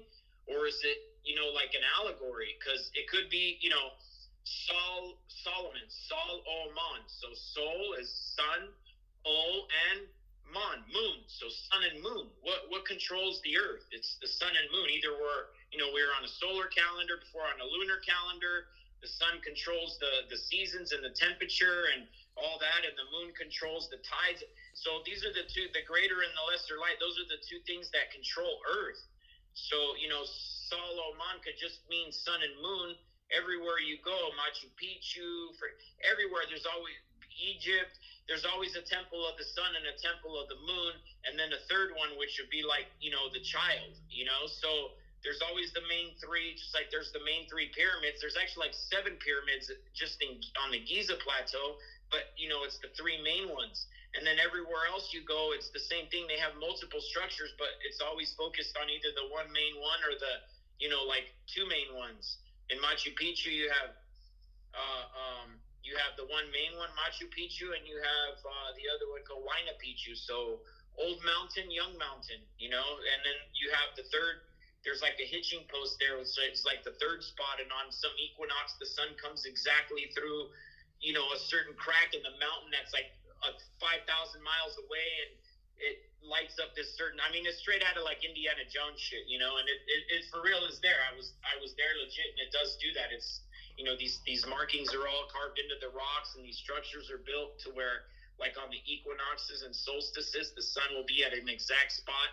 And it's literally like a sundial calendar for them, to tell them like exactly what part of the year it is. So, and then, I'm thinking like it's an allegory for like the collective human consciousness. Like the Temple of Solomon is like our collective consciousness is really what I'm saying. It could also be like, son of man, because soul, again, son, O of Mon, man. So son of man, and the Christ consciousness, which was placed kind of like the whole idea of it placed on this one figure, that allegedly lived 2,000 years ago here.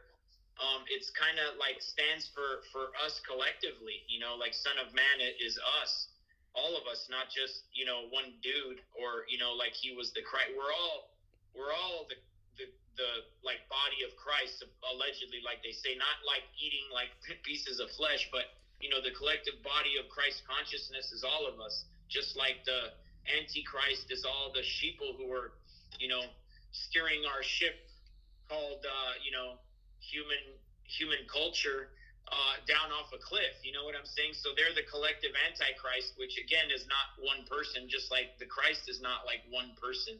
So I think, maybe we have to look at it both ways. I don't know if this Temple of Solomon is an actual building. It's more like, where our temples are on the side of our head, and what's in between is our pineal gland. So I think it's more referring to that than anything.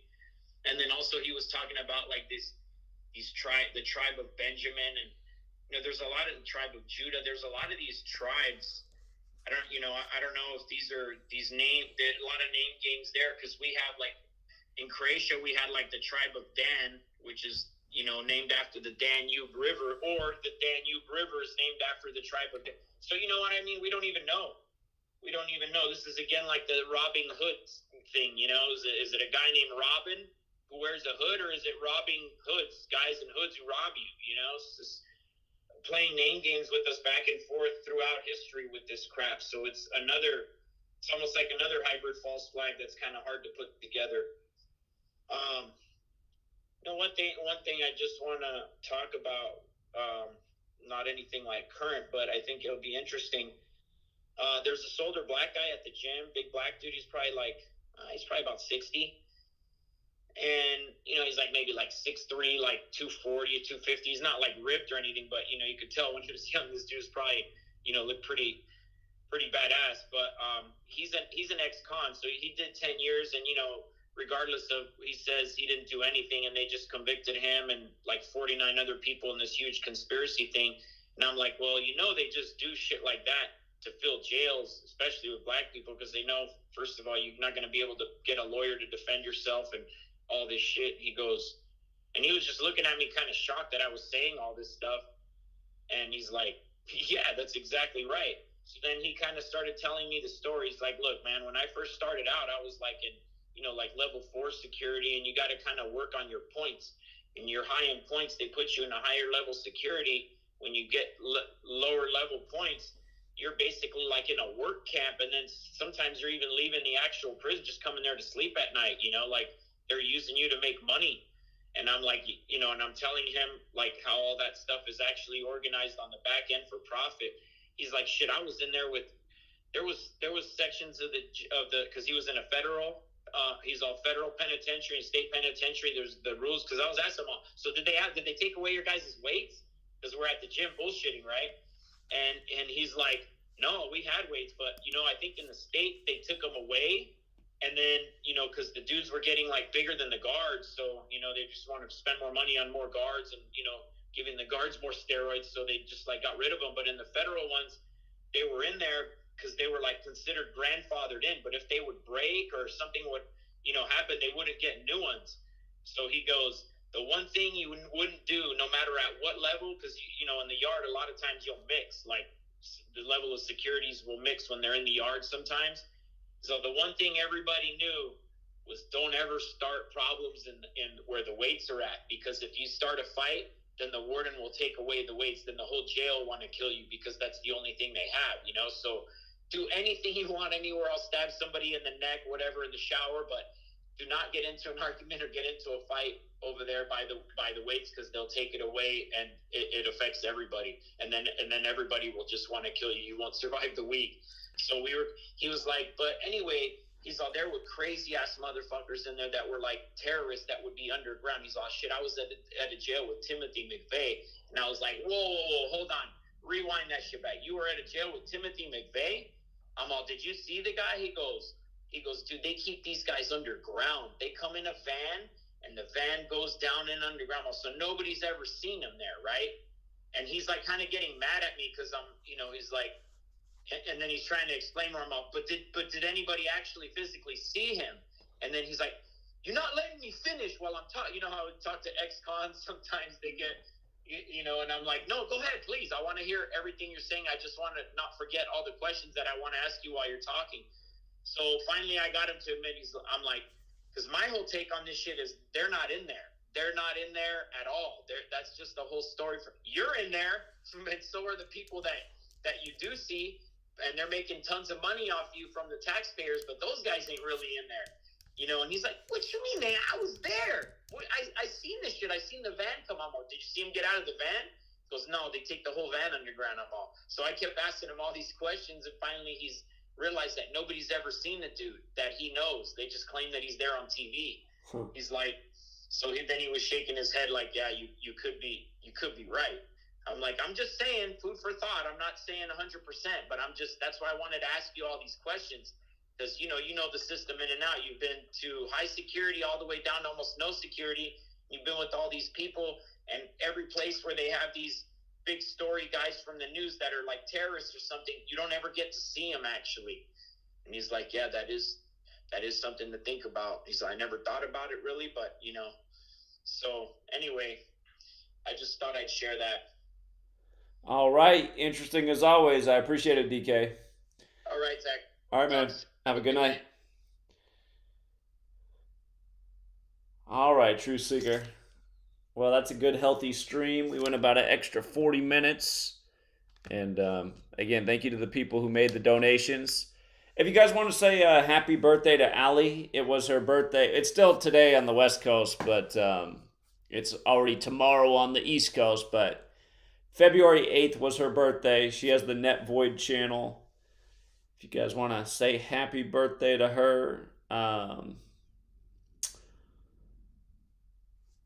let me put her channel up here in case anybody wants to do that.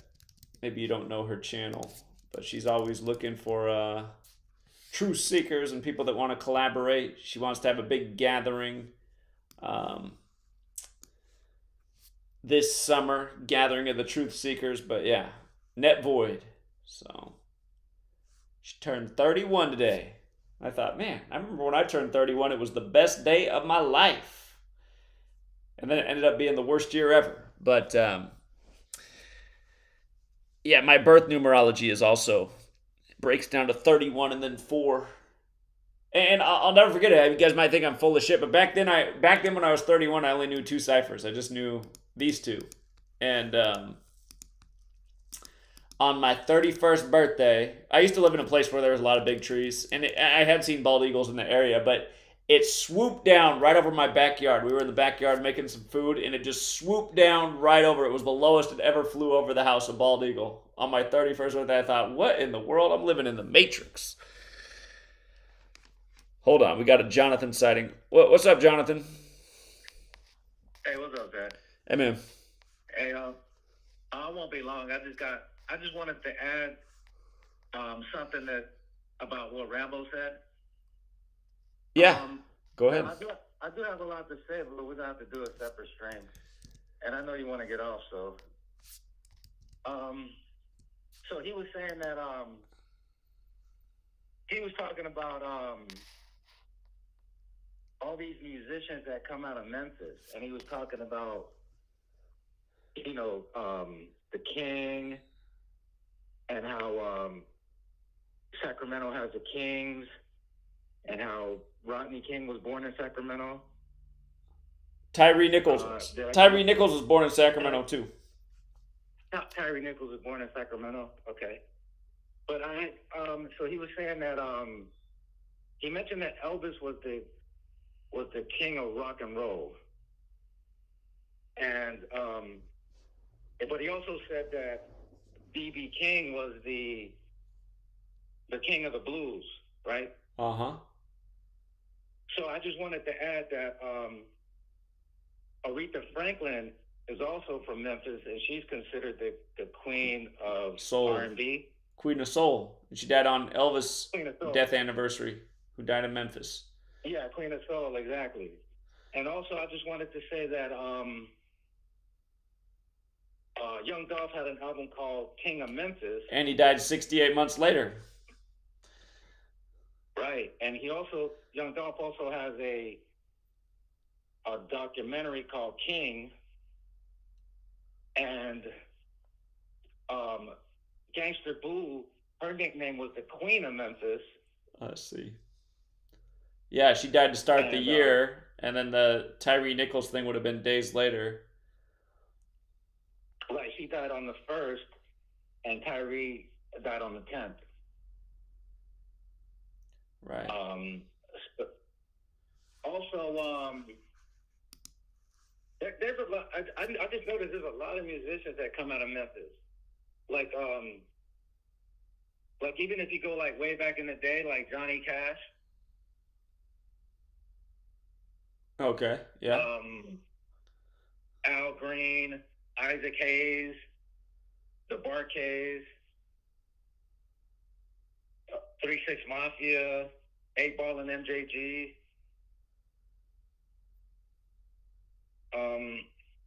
So there's something that I noticed. Project Pat. It was Project Pat's birthday.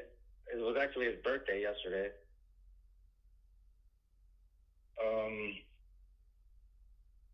So I just wanted to add that. I do have a lot more to say, but we got to do a separate stream. Okay, yeah, we'll do one. When do you got some availability? Tomorrow. Okay. Tomorrow night? We can do a stream tomorrow night.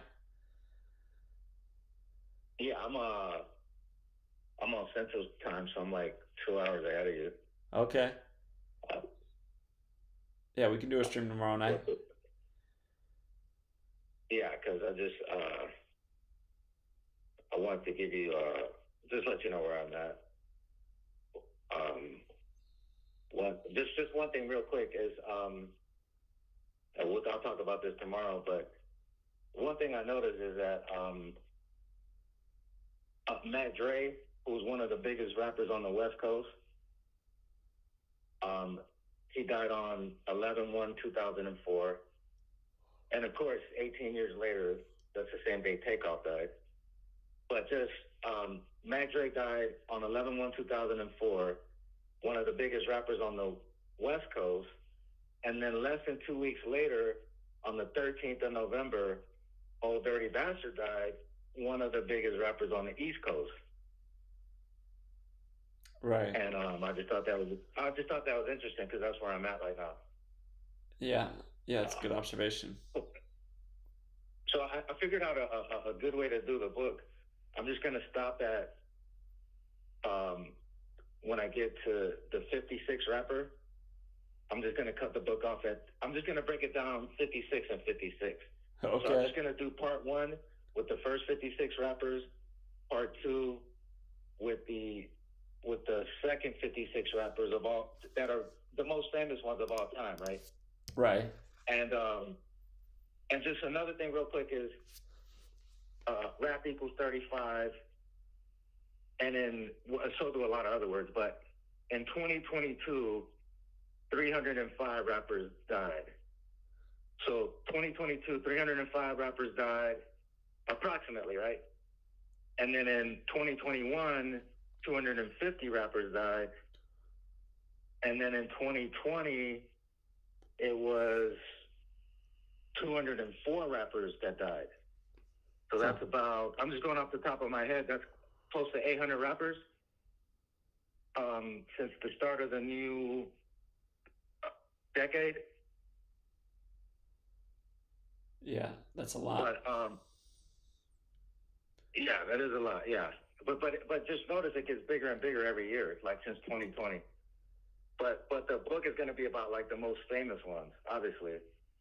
And so that's the way I think I'm going to break it down. Because right now I'm on Old Dirty Bastard and he's like number 20.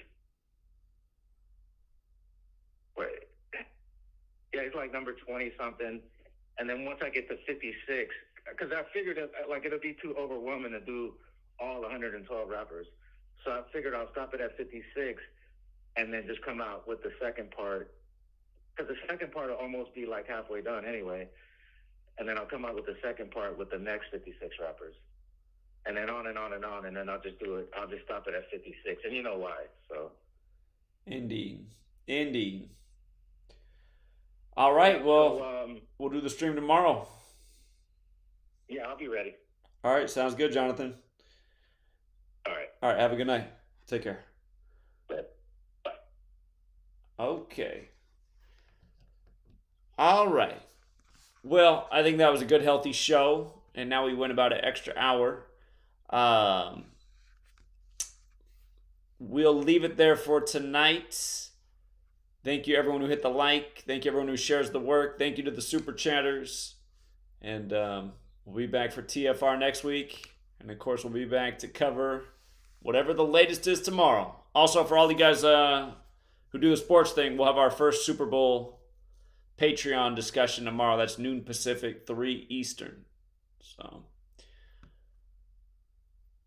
take care, all. Until next time.